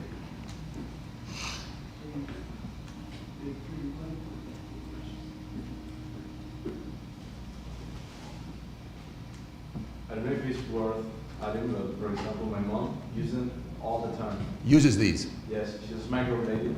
Uh-huh. Like, that's like natural eyebrows that do one by one. You have to be super precise. Would your mom wear this?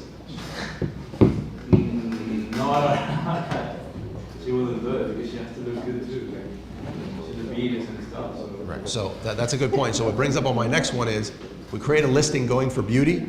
The product itself needs to look beautiful.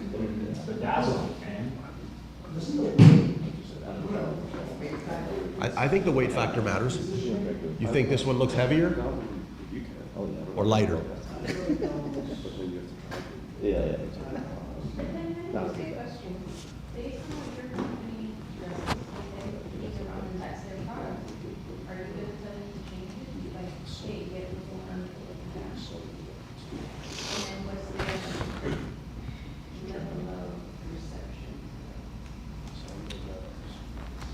Okay. I mean, you're cutting to the end of it, but no, it's good. When I'm going through it, I'm saying I think this product, this type of product, lends itself well to having a beauty one, a hobbyist one, and all this other stuff. But it's going to struggle as a beauty product in its current state. So at this stage, my mind is ruling it out. It's like, this is, you could, maybe, what is it going to look like for you to retool and create something that looks, more beautiful? When I look into these products, they have an overwhelming amount of positive reviews. A lot of the products are Chinese factories selling direct. But the negative reviews and a lot of them look like fake reviews, but a lot of the negative reviews they have are that they break easy. So now if you looked at this original listing and this one, which one looks flimsier? Right.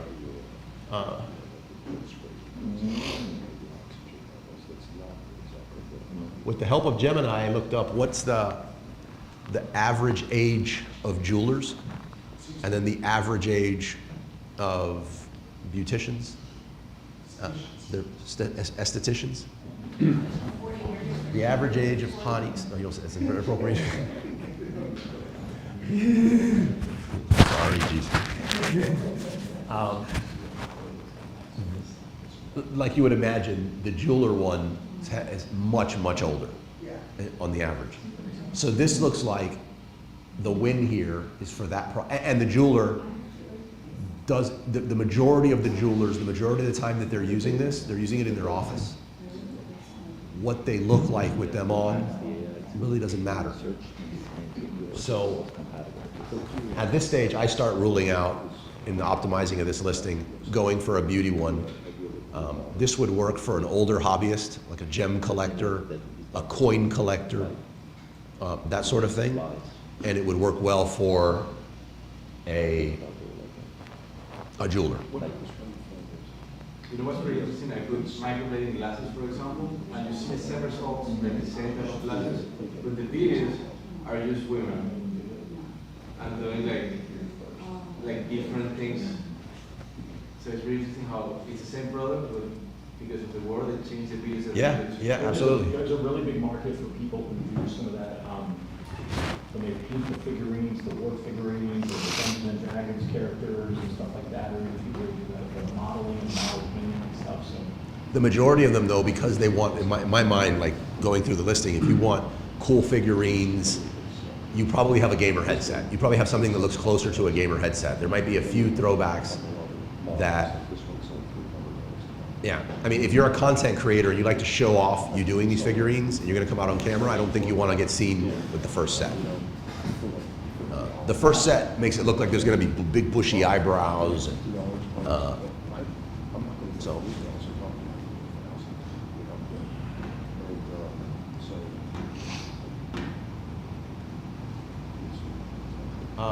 Images.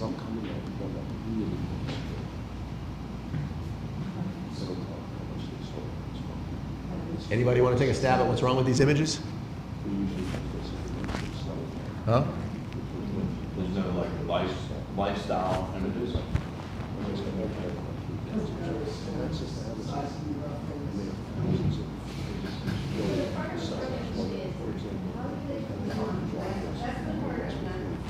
No. Yeah, exactly. There should be an image showing how they clip on. They should be that's lifestyle. They should show in use. Sizing, the scale of these. If you're going for a jewelry one, you might want to show it on one of those mats where they lay a diamond to make it look a lot bigger than what it really is.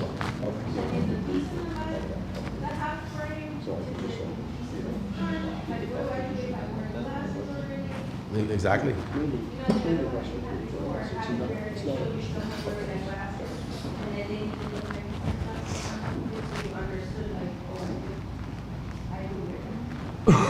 Exactly. All of that needs to be addressed in the images and with a video.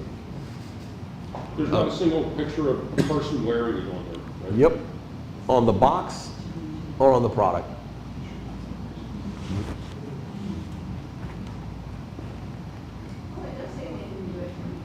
Yeah, but no flag. All the way down. By the time you get down there, you're not going to be reading. Yeah, you're gone. You see this, you're not making it to the bullets.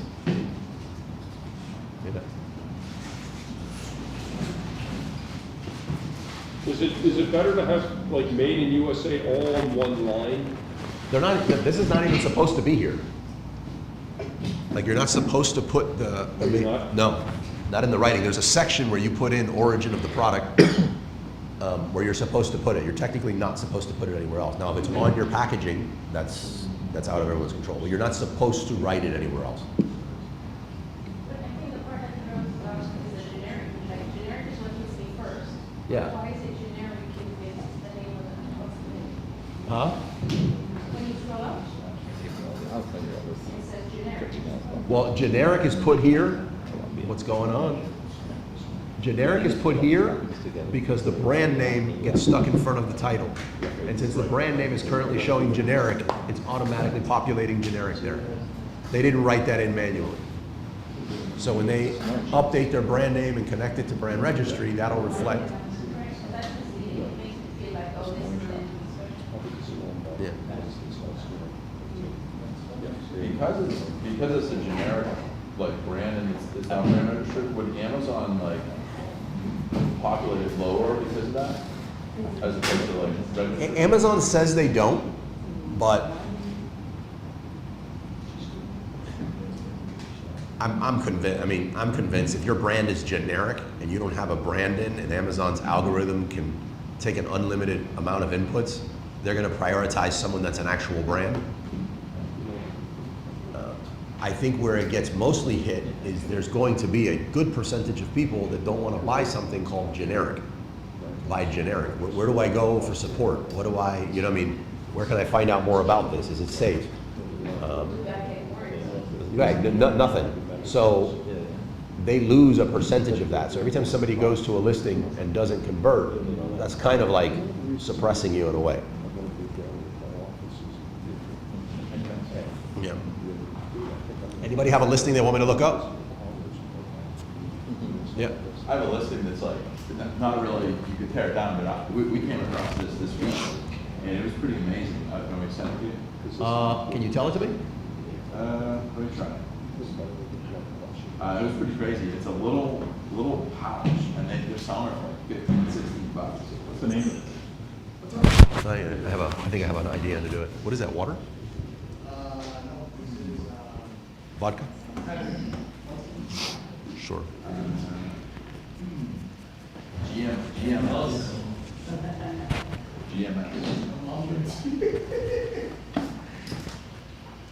GMS, what? Pocket case. Space Pros.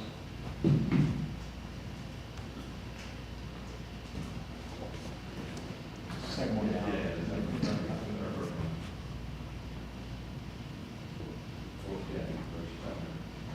This? This is pretty crazy. These guys hit it pretty hard. We checked the heat on this and everything. And I can imagine the landed cost on this is probably like $2 or something. Like, for this thing. Pretty wild.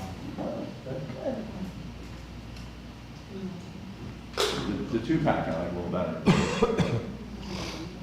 The 2-pack's going for like 15-ish, 16 bucks. This one? Yeah, I think the 2-pack was the heavy hitter. This? Yeah.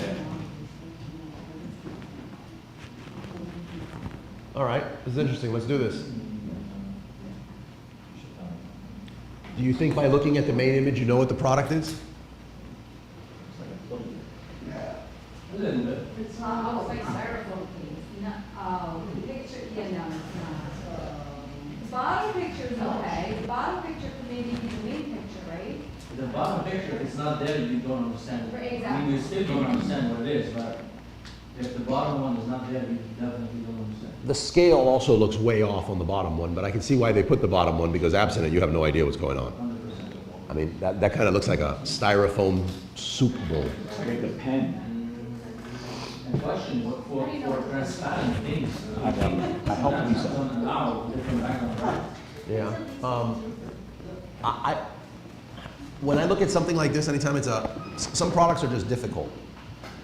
A product that's white that needs to be on a white background always poses some challenges. Or if it's glass, transparent glass, yeah, there's some issues. I think I'd want to, let's see if they show it here. Right, so that's a good show of scale, but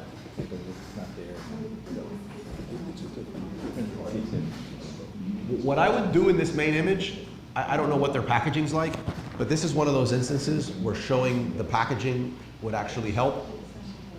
If they were to put this, I'm imagining it's in some kind of like cardboard pack or some kind of baggie. If they did put that, they would be able to have more real estate to write stuff and show images on the packaging. And they could clearly say what this is. Like maybe this, like if there was packaging and on the packaging it had peace of mind for medicines and supplements when you're away from home, kind of like on a pouch in the corner. The image would show scale, it would show what it is. I would do something like that.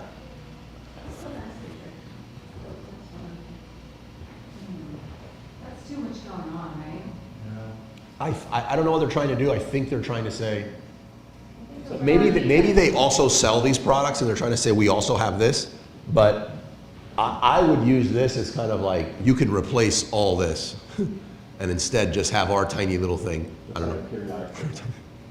You can have one image at the end of the listing that just say, hey, we also sell this or whatever.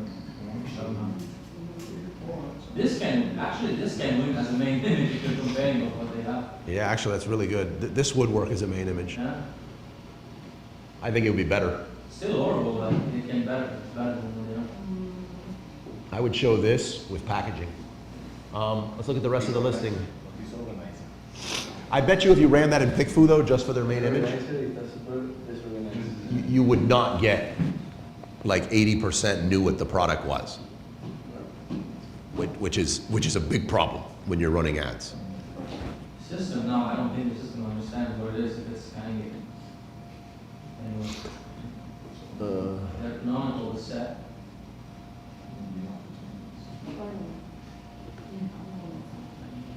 Title's not bad. Well, I was gonna say, the title might be better if it said lightweight pill organizer as the first line.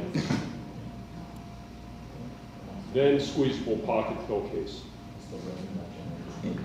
Yeah, I'd have to do the keyword research. I don't know like this industry so well. I don't know if people don't want to dig around for the pill they want, and being able to squeeze lets you push those pills up. I don't know, but yeah,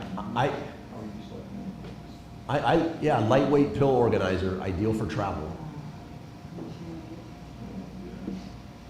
The dumbest thing they can do is they can put the keyword in Gemini or ChatGPT and tell it, hey, describe it as how to put it in the main image if they are reading. I think sturdy design is a bit of a waste. Like no one's questioning how sturdy this product is.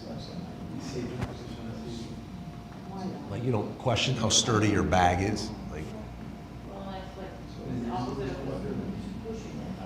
Like, is it very or just not? no, that's a good point. So easy open. Does it show how it opens?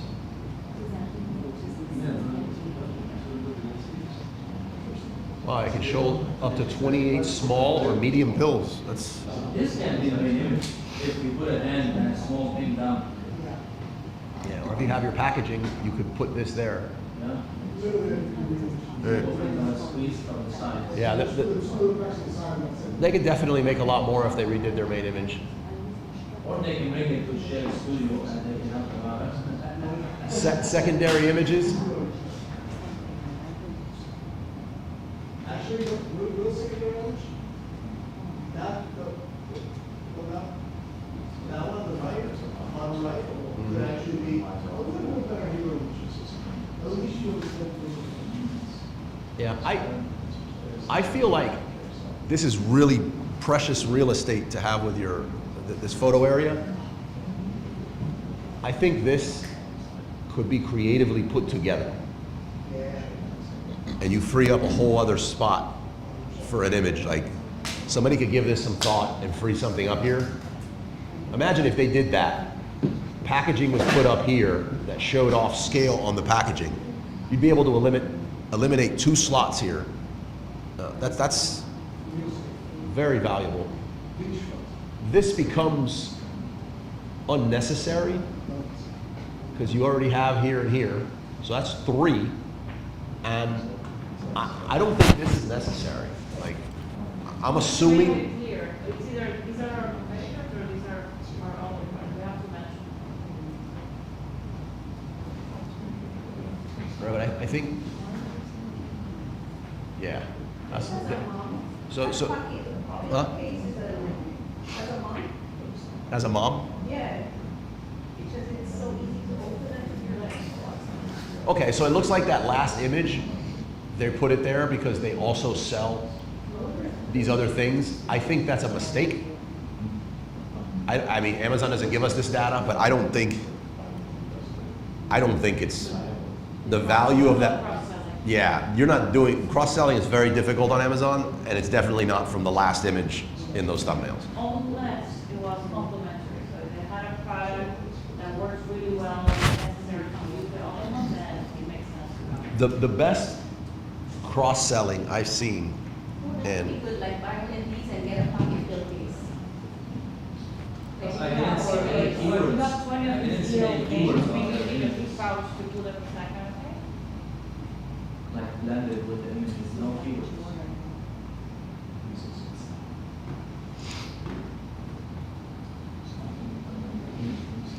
Nice. I launched it Oh. He launched it. a long time ago. That's yours? No, I launched this a long time ago. This was like one of the first things I did when I started. This thing's been around a long time. And they still have the same main image? No, well, it's an updated version of. I'm like, But what? no, I want to show you, and you want to know like full transparency. Like I feel like I know my stuff. I think they knew more than me at that time. I learned. I think I learned just as much from them at the time as yeah, they're really good. But I got to see.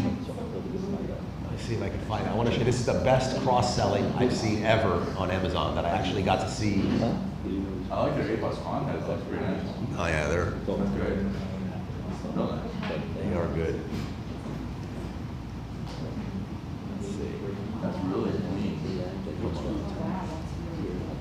I want to buy one, I don't even get coffee. Yeah. I like that picture.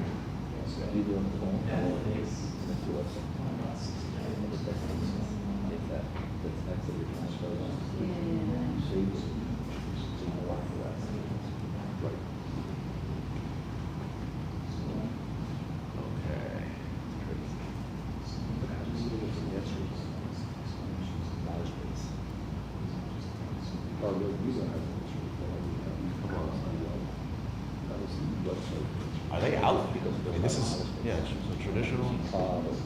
Oh, here we go. Okay, so this is the same image, like, from, yes.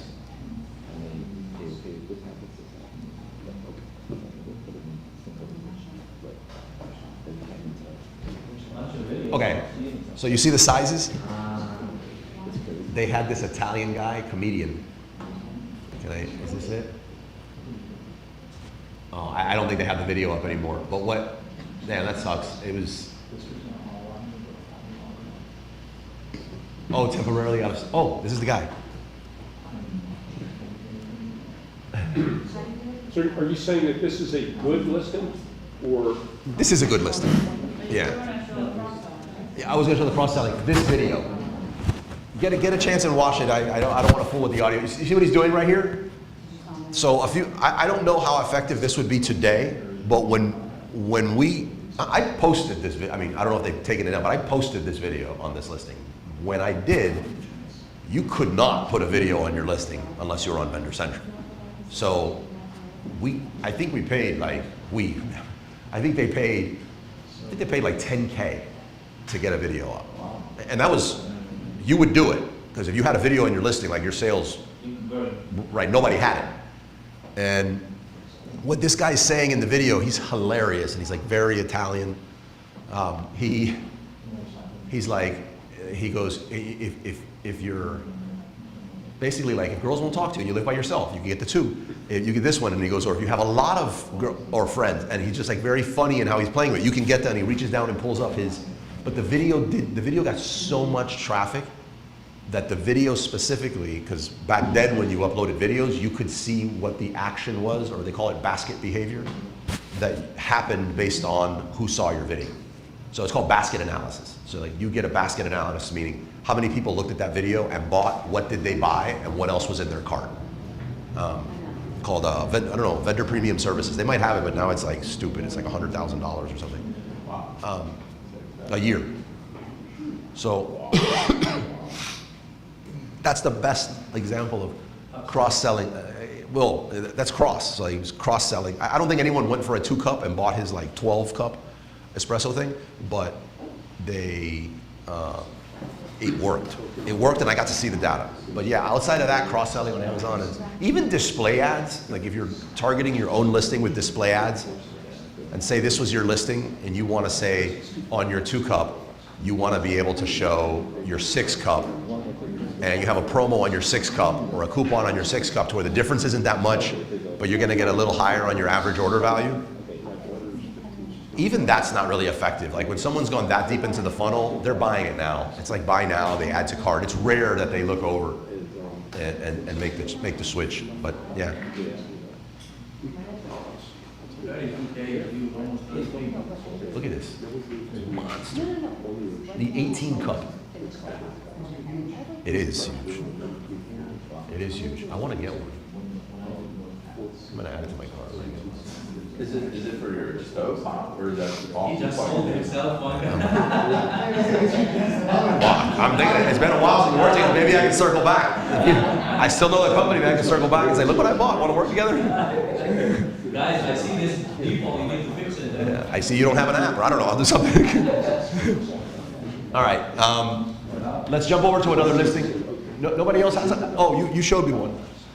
Yeah, so that, I think we tore that one up as much as we can. Part of tearing up the listing after this for me is going into the keywords. But that part of it I think is like watching paint dry for most of you here on a Saturday. But a lot of the times, not to say keywords are not important, they are. But if your main images suck and the rest of your listing sucks, it doesn't matter. Like you could be God's gift to keywords. Like you could have all the softwares and you can know how to use them. But if your images isn't converting, you're dead in the water. Let's show you this one. He was saying over 700 a month They sell over 700 a month of those units. Yeah. Hey, you know when they got on, it was. I think they sold like 10,000 units a month. But when I put that listing up for them, we're talking about it has to be 14 years at this point. Most people, sellers, were anti-FBA at that point. So it was like a totally different world. Everybody didn't have ads. I mean, a lot of people were starting to get invited to turn on ads. Most people weren't using FBA. And what everyone wanted to talk about back then was how to be FBM and be able to offer free shipping instead of 1 penny. Like, totally different world. So there wasn't a lot of these coffee makers as competition. Now it's saturated. Now it's just like the easy. You go to Canton Fair and this is like football fields of these coffee makers. You know, no differentiation. So they got in early. They're also a very sharp brand. They're marketers. They're creative marketers, like naturally. Good people. Yeah. Okay. Look at this one. We took a glance at it in the beginner hour. We took a look at it in the beginner hour.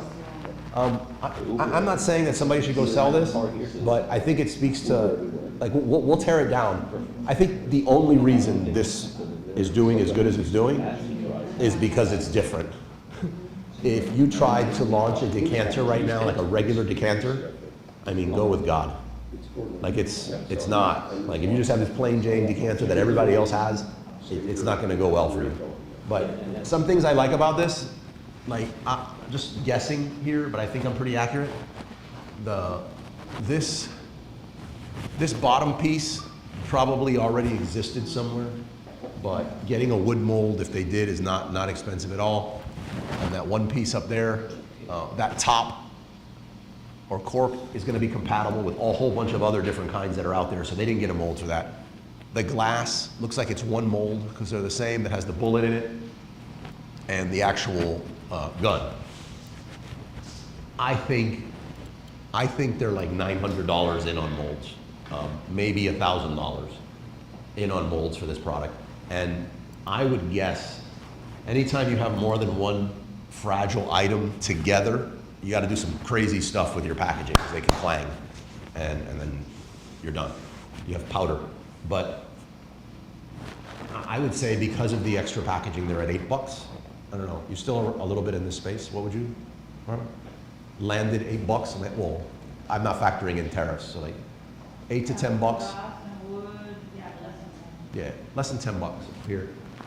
Is that a wood frame? Is that a metal frame? Is that what? Might be plastic, but look like wood. Could be.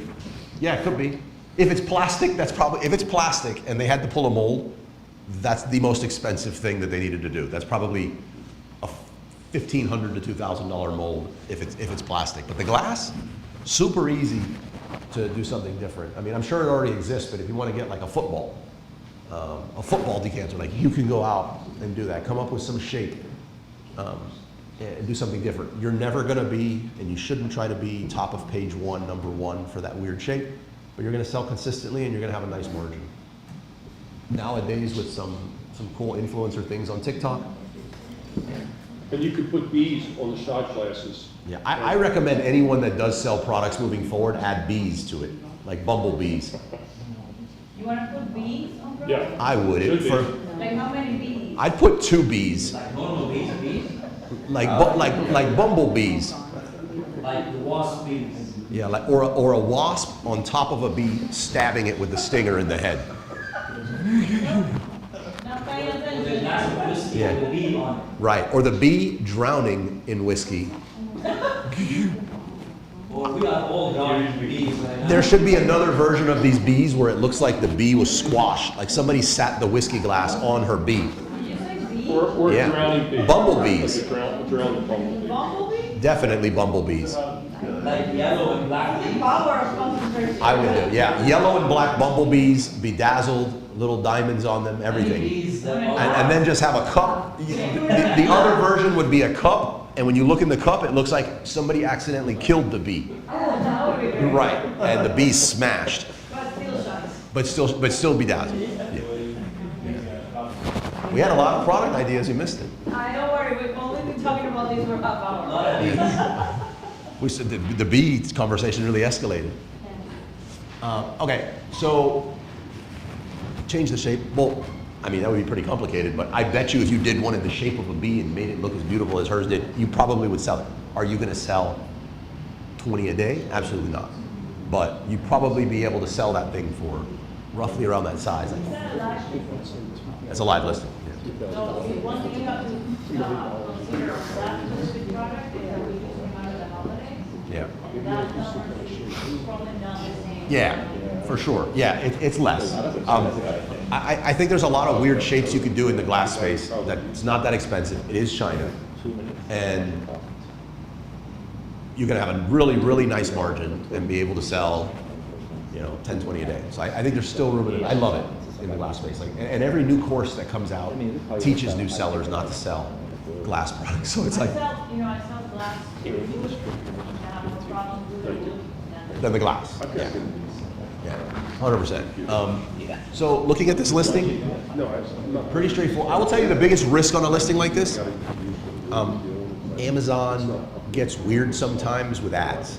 So I think at some point, like I've successfully exited a few tobacco accessory brands, and all the ones I exited, we could run ads.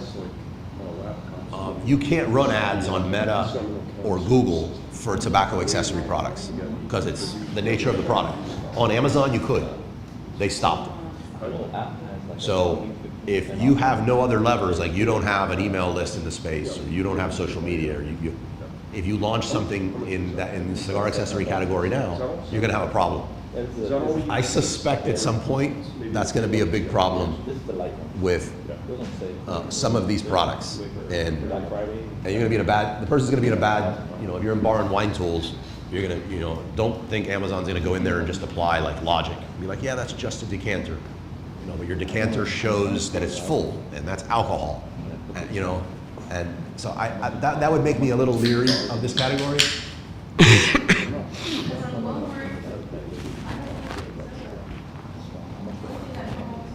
Right. So Amazon's kind of the holdout on that for some reason, and I think it's very possible this year they come down on that. They came down about 2 years ago on the tobacco accessory side. Having said that, and I know this isn't really in the spirit of what we're talking about today in the group, is how we talk about, oh, the more certifications or obstacles that are in the way, like child certificates and stuff in a category, maybe the better opportunity is if you can solve it. With tobacco accessories, there's not a lot of competition when it comes to email newsletters. If someone, and they can't really consume a lot of this content anywhere else across the web because they kind of suppress it. So I think it would be pretty easy to grow a really, really strong, like cigar aficionado type email newsletter. Really grow out this audience. Maybe niche it down a little more and say I'm going for like business people that smoke cigars and like the executive, office style, right? Build that email list out. You could write your ticket on Amazon in that category because nobody can run ads. So, right? How are they gonna get momentum? So.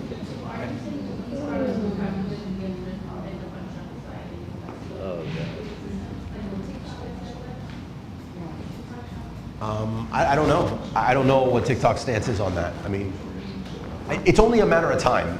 Because you can't do it on Google or Meta.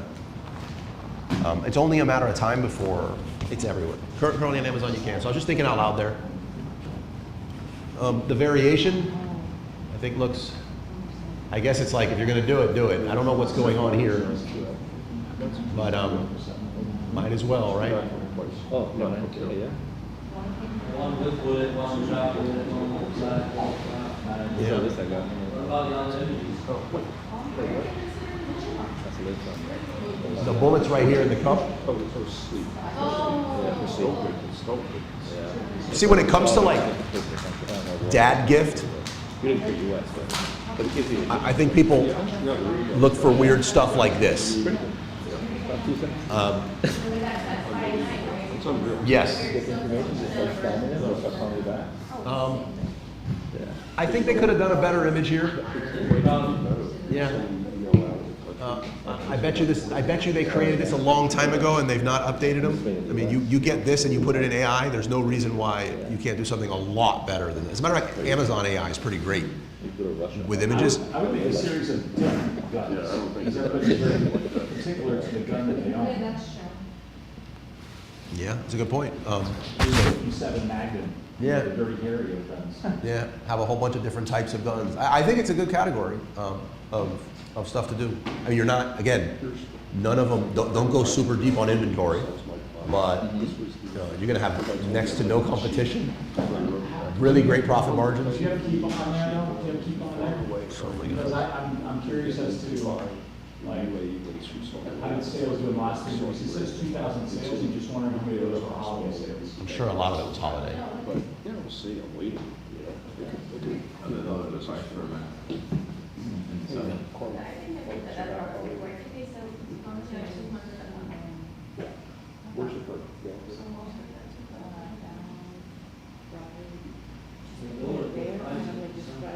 Yep. Look. They put grenades there. Gifts men for dad. Gifts for what? Say gifts for men, dad? Well, I guess you got to say that now, right? Is that what's going on there? Is it gifts for men, dad? Because I guess there's gifts for women, dad. Is that? On iPhone, it says Yeah, that's the thing, though. If you do something, I guess that's a good call out, and I hope I'm not. I didn't mean to sound so like insensitive, but that was not my intention. Don't boycott us. But I would rather sell for you. I would rather sell that than that whole basket that you're selling. right. So gifts for men, dad. Well, no, it's a lot easier. Oh, I'm sure. Yeah, gifts for men, dad. I don't know if the brand name is called the Wine Things. Doesn't really, nothing on the listing to me makes it look like it's a Chinese factory. The gifts for men, dad, is that an SEO play on the word? Are they trying to be inclusive and be like, because they have a gifts for woman, dad? Like what's going on there? But let's say let's say it was an SEO play. You should never write your listing primarily for the algorithm. Like it's like an art of a balance between humans and the algorithm. At the end of the day, it's a human that buys. The only thing you're trying to do with the algorithm is to make sure they surface it to the right people. But the algorithm is not what's going to buy it. Like a person is going to buy it. So you need to make the rest of the listing work for you. So in this case, I don't see the word liquor anywhere in the title. might be strategic because they might have dealt with some flags in the past for using the word liquor. Like for example, if somebody had just some big decanter and they wanted to be able to run ads, they could fill that decanter with candy. But everyone's going to look at it and know it's a winding. I don't think it's worth it. Like I don't want to start building something knowing I have to fill it with candy, but it's something else. But Not bad, they're too slow, so they're 150. I know it doesn't help to say this, but like so just because it's top of mind, like this is more in line with like what I think people expect to come up with gift for dad. Really very enthusiastic. Well, yeah, assuming on the dad, but more in line. Like that would have been a good gift for me 8 years ago. Like now I'm not drinking, so like, it would be a crappy gift for me now. See, I would add so that they kind of. Now my gift is antacid. Antacid and Sudafed is what you gift me now. Like the decanters you have at home, you get the glasses, they have the glass that holds the cigar. Like that's the one we have at home, so I was thinking. That's like the stereotypical gift you have from dad: a cigar cutter, an alcohol. It's not wildly wrong, but. Well, the good thing about cigar cutters is that you also always lose them. So it's true. You lose them all the time. So if you get someone a fancy cigar cutter, they're going to love it, and they're going to lose it. And then when they get a cheap cigar cutter, they're going to be very happy. You can literally get a guy that smokes a really nice cigar cutter every year. There's no chance that he's still going to have one. Do you have a decanter? I have a decanter. Yeah. I have a couple well, that's the gift you get as a guy, like everybody will. When I exited my first business, prior to that, I had this like a breakdown where I was like really abusing energy drinks, caffeine, and a lot of stuff. Crashed, went to the hospital. So I was done with that. I exit the business, and I was like, I was a real jerk, but I was like, what do wealthy people do? And it's like they have the finest. So I really went deep into cigars, and I really went deep into alcohol. So I started. It was like rum and whiskeys. Like I was on clubs, and I'd get this like rare. You honestly thought cigars were disgusting, right? But it was what really long. It was for the seed. There's a lot of things around this. Yeah, I mean, to be fair, I don't think I've ever tasted a cigar that I was like, oh my God, this tastes so amazing, you know? It's more of like a social experience. Yeah, and when I was smoking regularly, the tobacco hit just scratched that itch. But yeah, no, so I did that, but now I just have a bunch of empty. I still maintain some humidors because it's just more of like I enjoy the hobby and make sure my relative humidity is perfect, and I still get gifted a lot of cigars every year, but I don't. It's been a long time since I smoked. No, we don't have guests come over. Yeah, they just sit there. I think I'm going to pass them to my son at some point. Okay. Oh, variations. What do we got here? Oh, they did the flag. How's that for the? No bumblebee, no. No, they should put a B. Barely any different. I feel like the butterfly is gonna sell more than the bee. Why? And the images. And I almost feel like the they butterflies they gonna gave sell them the more wrong than dawn and they don't. people are, yes, people. Became. Or maybe we need a decanter that's a honeycomb. I know, I wanna do other. If I was advising someone on this, I would remove these bullets. Like that's just asking for a problem with Amazon's bots. Ridiculous. The breathalyzer. And it'll usually happen on December 2nd when you get suppressed, right before.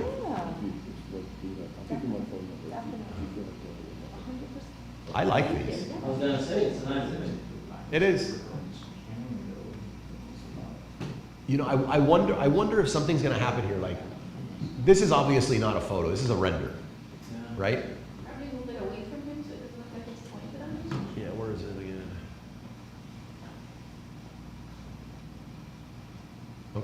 So it's obviously a render. What I'm wondering with AI, especially AI around images and videos, like if people's tolerance is going to change for crappy images. That looks kind of, It's weird, it's like so delicate rather than rock here. yeah. Maybe your fingers in the air. Guys, nowadays though, it sounds like a ton of work, but this kind of stuff matters. So let's say they shot this, and say for whatever reasons they felt like that was the look of what most people would kind of relate to or identify with for this product. You had to go all in with somebody on a photo shoot, and you were stuck. But nowadays, you can get every color, size, ethnicity, sex, whatever, and put every single one of them like that, and just test it.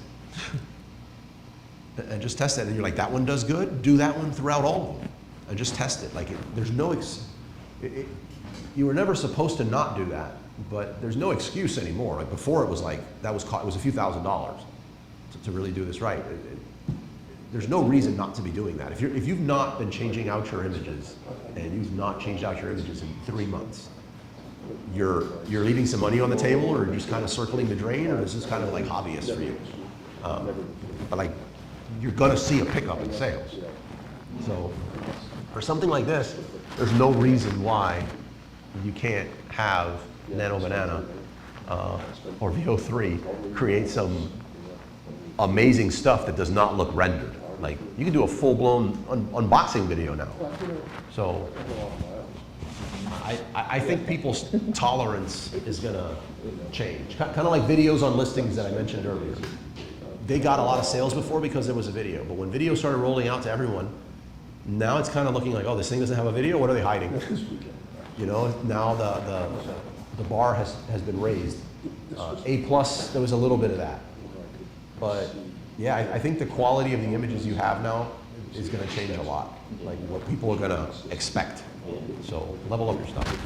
Anybody have another listing they want me to look at?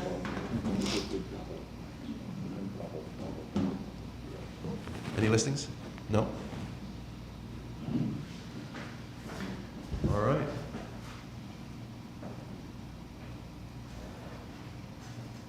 This guy's scared.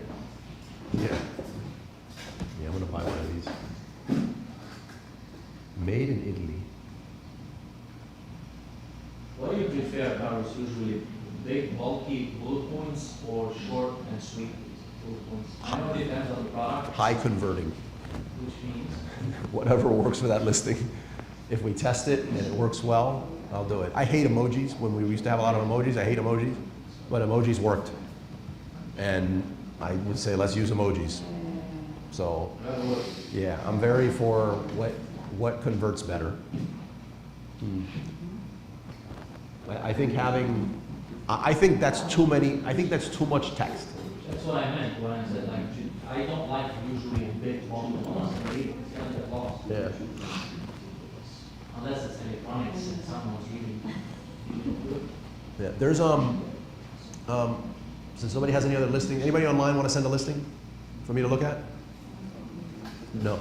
Okay. So if no one has any other listings that they want me to look at, we'll start wrapping up. But something I wanted to share is a company that I've been working with for the last month. We're in, I'd say, early conversations in the sense of, you know, wanting to sponsor the group. So we're going through the motions on that just to see if they're a good fit, they have a good product. They have something that I'm not ready to fully recommend them. So if you decide to go out and work with them now, that's on you. But I'm very close to saying, like, let's, I'll look that one up. They're called 3dimages.ai.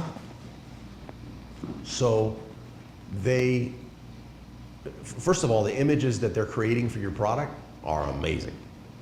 Like, I've not seen a service provider creating stuff like this yet. But what really gets me with them, and this is more of the part that I'm talking about, because Dobby Ads creates some really good stuff too, is Dobby Ads is 3D turntable stuff for your product, augmented reality. They have the connection within Amazon to add that to your listing.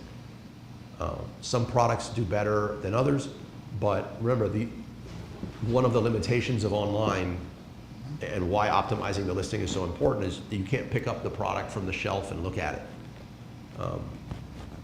So if you have a product like the bee glasses, having an augmented reality setting where someone could go to that and put their phone and see what that would look like on their coffee table or whatever, that's a big selling point. So for something like that, it's like $199 to $250. Previously, stuff like that to get done used to cost me a lot more. So if you want to check them out, just start doing your own background research on them and see what you hear. I'd love to hear anything that you hear, but I'm asking them to, since I never want to have a sponsor that I've not worked with personally, I'm asking them to put together something so that we have, they can do this for 1 or 2 people in the group in exchange for you sharing that experience that you've had, so I can say firsthand, like they worked with so-and-so on this and it went really well. I'll reach out to you guys when we get to that stage, but check them out, 3dimages.ai. Really good, really excited. Just like we mentioned that the bar gets raised, the bar got raised for video, the bar got raised for A+, the bar's gonna be raised for images now with AI. I think the bar's slowly raising already for 3D images and augmented reality type stuff. Like people wanna be able to see it in their room. So I'd get a head start on that, okay? All right, you gave me a listing, let me. What is this? Let me see.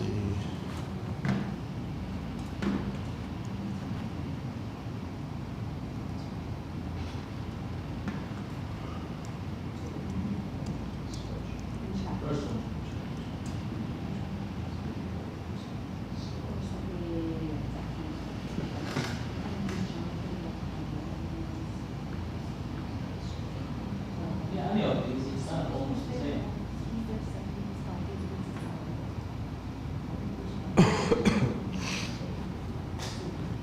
What do you think, guys? What do you know what this product is by looking at the image? I know you're cheating and looking at the text too, but do you guys know what this product is by looking at the image? No. That's the biggest test. If you can't, I know you could look at it and start piecing together what this is, but if you can't instantly do it, that has a horrible impact on your ads. This listing, it appears, is doing good in spite of that with all the reviews, but it just means that they could do better. It doesn't mean that's what you should do. I think for people who uses something like this, they will catch it right away, but if you're not really into the Yeah, but this, if we were cut off right here, this looks like a humidifier. 100%. Yeah. Yeah. 100%.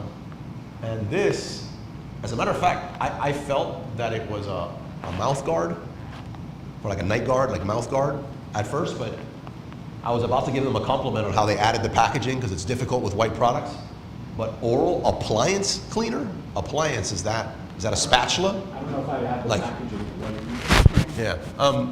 That's a good one too. So if Well, you're, they could have done the background like cream, like a yellowish. well, they could have, I mean, we don't know anything about the brand. Maybe they're crushing in a whole bunch of different areas. And They are. I don't know. Like, well, they're not doing bad here.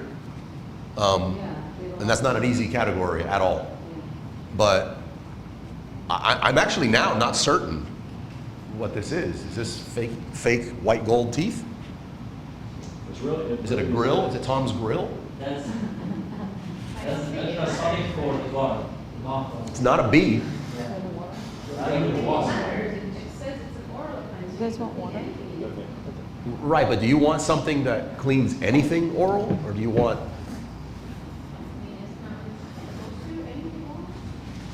I don't know. But they are targeting the mouth guard, but actually you can't do everything. I would, what is that? Certificate? What is that stuff, Invisalign? I would Yeah. target Invisalign for that. It seems like that's probably their number one sellers, but I think somebody internally probably said, yeah, but we also sell to some other people. But 80% of their people are like the Invisalign crowd or whatever. And they're making a mistake not going all in on that, because even if they did it was really clear they were going after Invisalign, you'd still get the people that would say there's still other areas where they could put, this also can clean, you know, and they can list the next most 10 popular things. Would you, I think going, they did, retainer, aligner, right, or. Where are you seeing it? Oh, but yeah, no, people don't read. Oh. can we go back just a second? I didn't read it the whole time. Can we go back a second? So short, people get it.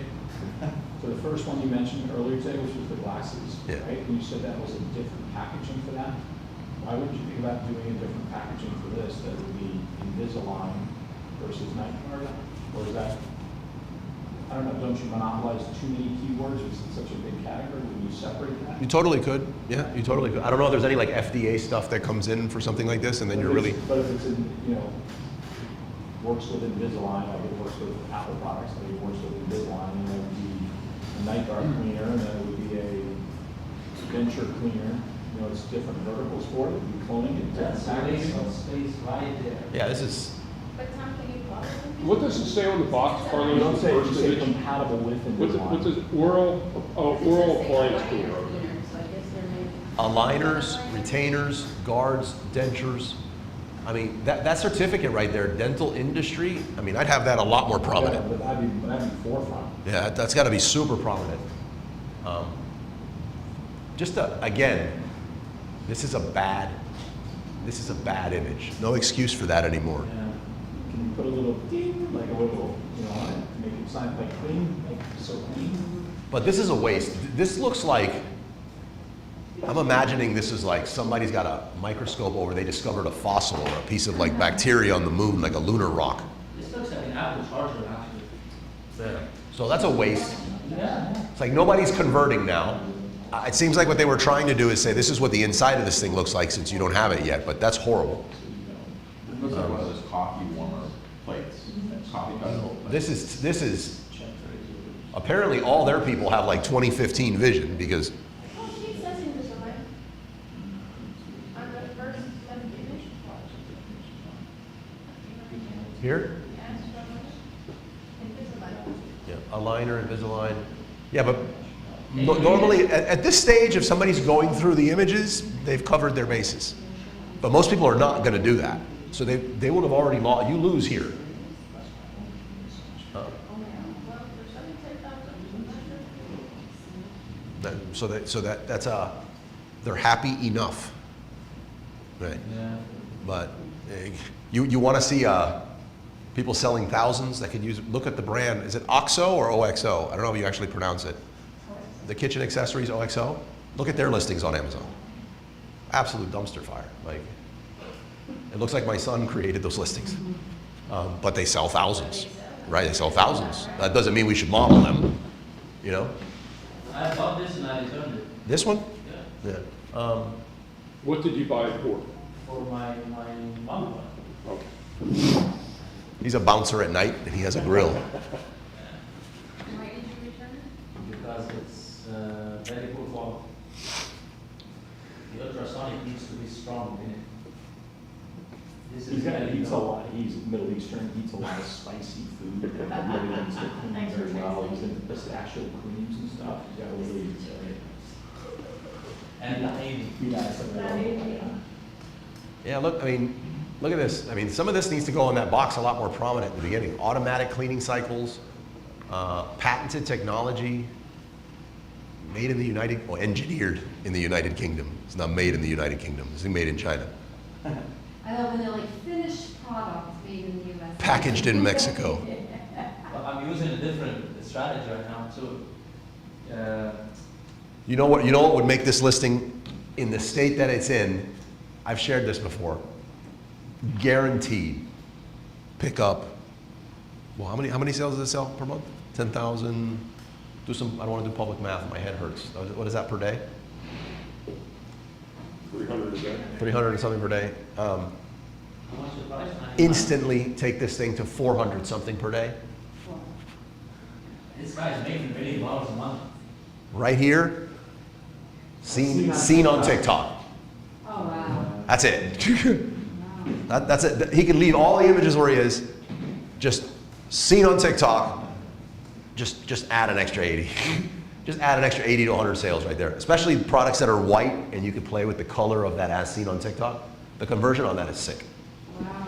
Yeah. Would you do that for almost? I would do it. I've not seen it not work on. It's worked on every product. Really? Yeah. I think it would work on urns. I don't know. And honestly, the other thing is, even if it wasn't on TikTok, who's gonna go chat, like, Can I send it to you, or are you on WhatsApp? Send it to me here on WhatsApp and I can put it over there. But But what you're saying is these listings wasn't improved, I mean, they're having quite a bit of sales. So. they could get quite a bit more. Where would that take a listing like this? I mean. Yeah, seen on TikTok? They're doing 350 a day. It'll take them to 425. What? If they're selling 350 a day, it'll take them to 425. Keep in So mind, 75 more sales per day. That's significant. keep in mind something also, their price is high. Yeah. Yeah. So they are like $30 and $40 also, if they're selling more than that. So if they're at this premium price and they're selling this much, and they can improve.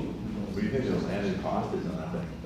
Not a lot. I like that, yeah, it has to be like. The majority of the body of that's a humidifier, and those humidifiers, I don't know that that's anything but a humidifier. Maybe. Like I mean, it might even function the same way inside of a humidifier. You add water to the thing. I mean, look how it. So what this does is like, it's an ultrasonic. I mean, it's the same as a jewelry cleaner. They This just- is, Is there- that's how I knew about it. Is there- They just put the measurements, Is there a I'd say $12, 12 to $14. Is there a liquid inside of it? Water. You add water. You put water in it? You should be putting water and some special soap Yeah. to clean stuff up. That's their monthly recurring. Yeah. The soap. You know the new Roombas can identify the soap you put inside of it, and if you put an off-brand soap inside of it, the thing will just stop randomly every so often. Yeah. Send you the picture if you want to show people that. just for that alone, I would switch. Oh, you probably get some good pricing. Also, I don't have the blue colors and maybe the font. But they're doing great. I thought you were sending me a link. Can you send me a link? Just a picture. Oh no, I can't pop the picture up there. Stay Well GLP-1, brand. Stay Well GLP-1, Stay Well.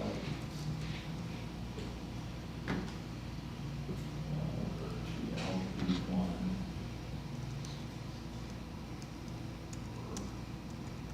Yeah, it's probably a couple different flavors, just Stay Well GLP-1.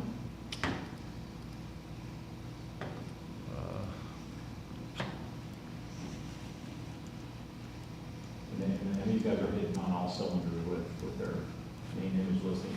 Down a little bit, should be on your right. There it is, right there. Click on that first one on your left.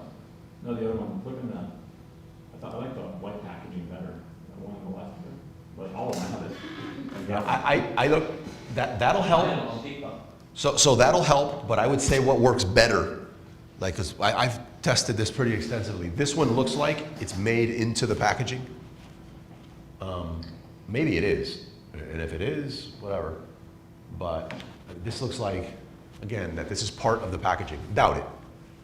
What works better is a round TikTok. right here, like coming out. Like you're gonna see, here you might miss it. You might even hurt your listing, because if someone catches this and they just searched, what you want them to see is GLP-1. This might distract them here, but here they're still gonna look at what the product is, and it's as seen on TikTok. It just works so much better. And then just swap out the colors depending on the color of your product and what converts better. oh, But you don't like how that's both the same color? it just is not gonna convert as good. Really? Yeah, even the as seen on TVs did the same playbook, and they Scroll down just a little bit, because I mean, I think he's doing a lot of things right here, on the main image, on the main image. Then go up one. You got the fruits and got the bar. yeah, show don't tell, showing what's inside. I don't have any image. No, I think the branding sucks, but But everything is red and white, and look at the green and blue. Is it a protein bar or is it like a? Yeah, that's really good. You don't know exactly what it is. You can see the flavor, but supplement natural. It says drink. It's a booster drink. You know, I think there are packets inside there, but it looks like a candy bar. It should look like looking at this listing and seeing how well it's doing, but also having no idea what it is based on your question, and they have the viral on TikTok. This might be, I don't know the brand, stay well. I mean, but this brand might be doing one of these like no ad plays and just running all their stuff from TikTok. Because they wouldn't need to really say, this is a tell when you see something that's being run almost exclusively from TikTok. This really doesn't say what it is in the title, which means the algorithm's not serving this up for that search. Why does that work? Because of TikTok. Because on TikTok, somebody saw an ad that explained what this is so much in a way that you wanted to buy it. You just decided you didn't want to get it on TikTok Shop, so you came over here, and what you searched for was not what it is. You searched for Stay Well Naturals. And you were like, yep, that's what it looked like on TikTok. Yep, and it says TikTok, so those are the connections you made and you converted. The thing is, even if your product's not on TikTok, you should still put it, the as seen on TikTok, and it has a really big pickup, like instant. So you're saying the booster drink makes you control appetite, doesn't tell you what it is? What is it? A drink? No, is it a powder? But for what? Control your appetite. Oh. That's not good enough? It wasn't obvious to me. If I just looked at that really quick, I would say it's for hydration. Like a flavored hydration drink. You know what, when I see GLP-1, I think that it's one of those injectable weight loss That's things. Yeah. But it's a GLP-1. How about they use Carl Stanley wants on the title? Well, how about they use appetite control supplement? Like GLP-1 appetite control supplement. How about we start with that? Yeah. Yeah, 100%. I mean, it really looks like TikTok's driving their traffic, so you can do what you kind of want then. But the title, GLP-1 supplement, natural GLP-1 production, GLP-1, that's a major waste of what's going on. Yeah. I mean, they saw GLP-1 here. You don't have to rewrite it. Like, Amazon can read what's on your list, on your packaging. But control appetite and cravings, GLP-1, right. I wonder why they put yerba mate in there too. I don't know why. They're trying to be so broad. Yeah, they're probably, those are very difficult keywords to rank for. They're very expensive. And they're trying to stick them there to probably have their best shot at indexing them as good as possible. And that's selling crazy also, 900 units only month. 900 units for what that product is, with the keywords that are there, That's only one flavor of that no, product. that's really good, man. I mean, any of these, yerba mate, this one is just like death to your budget. This is not so bad, but it's getting really bad, horrible. Metabolic support, drink mix right now with all the drink mixes. There's a lot here that just screams like budget killer when it comes to ads. So like, yeah, 900 is, and 723 reviews. Yeah, that's nice. How would you tell if they were running ads? Would you just do stay well and just type it in the search and see if they come up? Sure, yeah. Or similar web. Yeah, or similar web. I don't want to pay their similar web fee. It's too expensive. No? Other people? No, I guess they're ad for one product and not the other ones. Well, it's not an ad. It doesn't look like it's an ad. There's an ad there on the left for stay well. Here? Left one. Ah, yeah. Yep. That's a nice shop. Yeah, it is. What is that, 54 bucks for that supplement? Jesus. $54.99. I'm making a killing. 3-in-1 set. Making some good money there. Well, per sale. I don't know what they're getting killed with in ads. So is the stable in the middle the same as the stable in the left? No. No, the other one, Three-pack. I'm surprised they're not suing each other, but the other one's Daily Nuri. It's not the same brand. No. Yeah, it's Same I'd be pretty pissed. Somebody's, I'll be suing them for that. yeah. The only thing I can think of is stay well is such a, I mean, I'm not a lawyer, to those of you that doubted, For now. right? But I do have Gemini, so I know what I'm talking about. Stay well is such a common word that they probably would have struggled to get protection on it, so they probably only protected for the word stay well, like it is, and then these people ran it together. So, I don't know. Like, They may have got. it's like I breathe. They may have got, they may have got. Yes, everybody breathes. I breathe. No, they got stay well. They use the word breathe. They got stay well naturals is what they got. Stay well naturals. Yeah, so they might not. They probably can't. And they But I'd be hid pissed. nat- And they hid natural. But if you're in the same category, doesn't that affect your training? I'm good. But yeah, but there's it does, but it also depends on like Like, I would take a snapshot of that right there and I'd go after him and I'd win. Yeah, like, this is where I get confused. He's right, no, Because so you this would get shop can confused. make the money actually become. They're piggybacking off of my name on the packaging. I have a trademark. Same type of product. Well, one is digested as immunity drink, but I, at the beginning, thought it's the same brand. Yeah. yeah. I'm gonna go after, I'm gonna start making iPhone products called Banana. Banana products. Just as, like, just for curiosity, that 54.99 nutritional supplement, what do you think, like, their profit is on, like, after they would spend ads? Because I know the supplements are kind of heavy duty for ad spend. I think they probably make like $6, $4 to $6 in profit On each. on each one. Yeah. Well, where they're going to make money is Repeat buyers? repeat buyers. Yeah. It's going to be subscriptions to that. That $54 is a decent AOV, and and that brand in the middle is gaining their ads.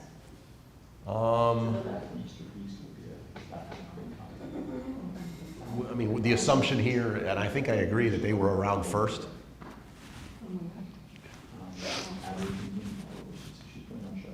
Yeah, I'd be pissed. Tom and I are gonna sue for being confused consumers. Right? Yeah. I see that. All right. Thank you for sharing some listings for me to rip down. Sudafed helped a lot, Bruce. I still feel like I got hit by a truck, but that helped. I don't think I could have got through without it. What else? Some announcements. Some group announcements. I've been saying it for a bit, but I'm starting the podcast back up. I'm going to be reaching out to some of you to have as a guest on the podcast. I want to start focusing on people in the group instead of like the who's who on the podcast circuit. If I reach out to you, Chris, you're on my list, Chris, so don't panic. It's not because you're supposed to know everything there is to know on Amazon. Nobody knows that. It's just meant to have like a raw conversation with real sellers, and we can revisit the episodes, and we can look back and be like, hey, remember when we had this episode? You never launched your brand. Now here we are 6 months later. What's going on? I think those would be better shows, in that we're going to want to hear. You know, you're going to want to hear like how many times did Carlos take a crack at Tom on air? You know, what happened to the B glasses? You know, like that sort of stuff. So if I reach out to you, that's what I'm trying to accomplish. So I feel like there'll be realer shows. It's also going to be less work for me. I'm just going to enjoy it more. Next 2 weeks, we have meetups. Next week's meetup, the beginner hour is going to be kicked off by Tom. Because I'm doing a training for Toastmasters, and which, by the way, I got elected for a second term as president. Thank you, Carlos. I didn't know that you were the first anyway. Yeah. Gluttons for punishment. They somehow elected me the first time, and I got elected a second time, so my last term. Everybody's welcome to that, by the way. It's Thursday mornings, and we're about to launch a second one per week, which will be Tuesday evenings. If you want to come down. That would be nice for the evening. Yeah, Tuesday evenings. Tuesday evenings looks like it's going to be spearheaded by my wife, Gisi, because she wants to go to do it. So I'll be probably trying to attend those too, but I may be. We're launching a second session for Toastmasters per week. We currently have Thursday mornings, but mornings, again, don't kill me for this. I didn't do this, but it seems to be most of the time it's the mom that takes the kids to school in the morning. So what happens is we've gotten a lot of feedback, kind of like, hey, can you make your sessions later? But for some people, just in the mornings is the only time they can do it. So the idea is we would bring a totally different people if we added a second session in the evening during the week when somebody actually could. So we'll be having them Tuesday evenings, probably starting in about a month's time, which is exciting. But I have a training that I have to go to twice a year for that. Tom's gonna hold down the fort. As always, please try to stump him on questions. Anybody that comes up here, it's meant for you guys to learn stuff, but also myself and whoever's speaking up here. It's a learning opportunity. That, and I would just love to see him score him on video afterwards, so that's great. Yeah. Great opportunity. He's really deep into like the Amazon influencer stuff. So I'm sure if you ask, I doubt he's going to be able to connect the tech to show it on the screen, but he'll be able to answer everything and give you the visuals like it works. And if you give me good feedback on it, we might put something in the calendar to where maybe there's a session that he can just teach straight up. So that's next week. I'll be back for the topic of the week, so our topic will still happen. Maybe Tom and I will both do it. The following Saturday, we're having one of our At the Tank meetups. So I love doing the tank meetups, but again, Tom is stepping up and Tom's gonna be the host. I'll get some apps ahead of time or something like that, but Tom will be the host of it. It's gonna be a great meetup. I'm actually competing in the area contest for Toastmasters that Saturday, so wish me luck. And Can you not say what you're gonna speak on? they want it to be personal and motivation, so I'm gonna talk about the childhood I had growing up and quickly leading into where I'm at now. Do you wanna ever give us like the preview of it? I could. I could. It's pretty much the hook, which is really important. I'm starting off with, I'm an elementary school dropout. So that nails it. So I'm gonna come up there, pause for a second, I'm an elementary school dropout. And then I'm gonna go into like how that came about and just some milestones. I'm gonna do it in 5 to 7 minutes. It'll be recorded. Anybody that wants to see it, like, I'll totally share it. Can we support somehow? You totally could go, but I'd also want you to support by being at the tank, because we also get a lot of new members that don't come except for tank events, because they prefer those tank events. Do you have a theme song when you come up on stage, like it is? Thunderstruck.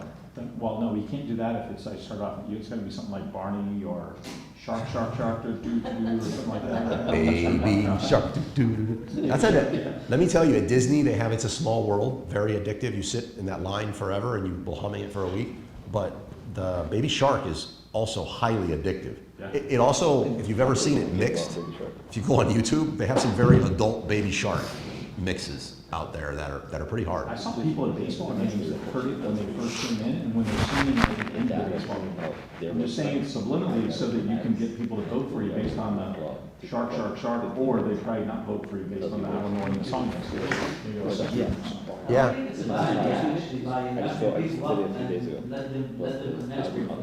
Sure. It's hosted here. That's why we're at the tank. So, I mean, anybody that wants to go to the tank and then wants to shoot over afterwards, you're welcome to attend. But again, not that I don't want the support, but the community is my greatest. New people come to that event more than new people come here. So like some people just go to that event and it's an opportunity for them to get in front of you guys and see like what we do. And it could really help somebody out. They might have a whole bunch of products that are not the best fit, and they could like be salvaged. They could get great ideas. It really helps somebody, and that means a lot to me. So, just there'll be appetizers and stuff there. If you've never been, there's a lot of free parking. It's a cool place. And then afterwards, I'll be here. I don't know what time I'm competing, but feel free to swing by afterwards. Yeah, totally. Crazy? Yeah. Yeah, no, it's Tank? excellent. I love it. Yeah, the tank is like 10. Beer kegs. Yeah. It's like less than 10 minutes, about 10 minutes away from here. Yeah. It's where we went when this place was still being built. Yeah. I think In approximately 90 days, something, right? Yeah, just what you should do. there's no rules. You totally could start by asking. A question is not a bad hook. Just depends on the question. I won the last competition by starting I said, again, pause, getting into character, and I said, Papa, what is love? And it started from a conversation I had when I was tucking my daughter in, And she asked me that, and I just wasn't ready to answer it because I was like, well, I don't know what I say. And then I tie it back to some childhood things again. That's a good one. And it did, it did great. So it wasn't an area competition type of thing, but so this will be different. So that's it. That's just some slight tweaks that are happening. There'll be great meetups. I'll be here for the topic of the week, our 2 to 3:30. It's possible that I'll be like 15 minutes late, but Tom will just go straight into that session. And yeah, snow globes. Snow globes. Bumblebee snow globes. Yeah, bumblebee snow globes. Don't you think she should have a decanter at the honeycomb? The bee has? I think everyone should start listening to her on product development because she picked a product that she's not running ads on and she's selling out. Like, Maybe you could start selling honey, actually. I will say, as much as I'm rooting for you, I think the dice will not be as smooth of a walk in the park. Oh, I'm not gonna roll the dice. You know what I'm talking about? The dice. Oh, the stuff. Oh. They're not going to be as. They're not going to just like Oh, magically. the cubes. Can I say what it is? Yeah. The whiskey stones. Yeah. Those are not going to be. They're not going to like sell with. Like you're going to get baptized by fire on that. If you love it, go all in. But like, you're going to be baptized by fire.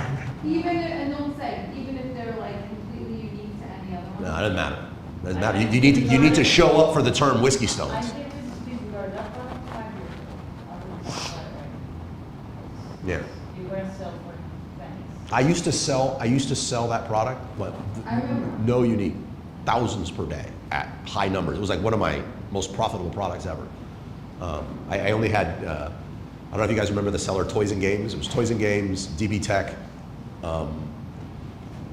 and us. I was selling that, like when they first came out. And I found that product at a show that used to be in Miami.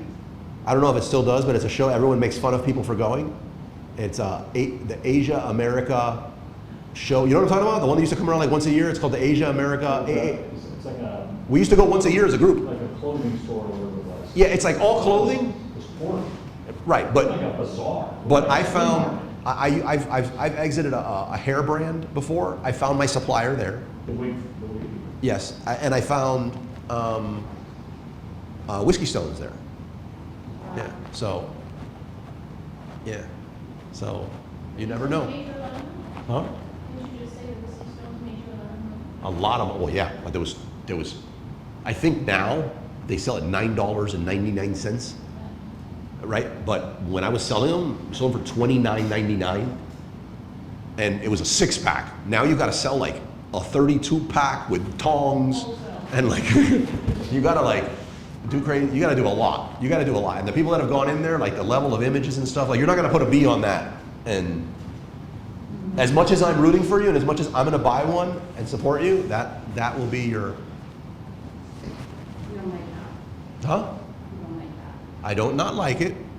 I mean, I just think you should know when you're getting into it. Everyone, I tell it to everybody. I was like, you want to do the supplement? Here's my take on supplements, but like Right. anything's possible. Right. No, I'm good to say that. I'll revisit it. At the way the glasses are going, I mean, I would look at a bee decanter. No. I'm thinking, yeah, I mean, It's funny. A honey decanter for bees. Yeah, I mean, It's funny, when I first started cold calling, I became good at cold calling. When I stopped and said, you know what, I'm going to go in a completely different direction. I got into seminars. And there's such a learning curve of doing seminars. It's kind of like you just jump ship. So she went from doing something glasses and nailing it. She's like, I'm going to try whiskey stone. Yeah. It's going to be something totally different. No. but the song there is let the bodies hit the floor. Let the bodies. By the way, the honey thing, remember months ago at the tank, we were looking at these. That was a honey server, not a decanter. No, I'm talking about that's a cool idea, like a honeycomb decanter. I don't know, like you got something with the bees. No, listen, I own that like design. I'm gonna keep going with it. Yeah, you should. There's, yeah, No, but go all in. I'm just saying, I think going all in on the bees is a better play than the stones. even though, and again, I didn't just, and you know this, it wasn't just like, oh, these are whiskey stones. They're completely, no one's done that on it. That's why I was like, oh, but I hear you. If it was to work, you would have 100 people doing that before your next order came in. I know, I'm not married to it. Yeah, The bees and I, we're engaged. that's good, that's good. I'm still waiting on the butterflies, I'm just pointing that. Yeah, and now everyone's gonna be launching flying insects. No. Yeah. Anything else, guys? Anything anyone wants to share between that's going on since the last meetup? We didn't get a chance to ask a lot of questions last time because we had no power. All right, that's it. Thank you. Thank you.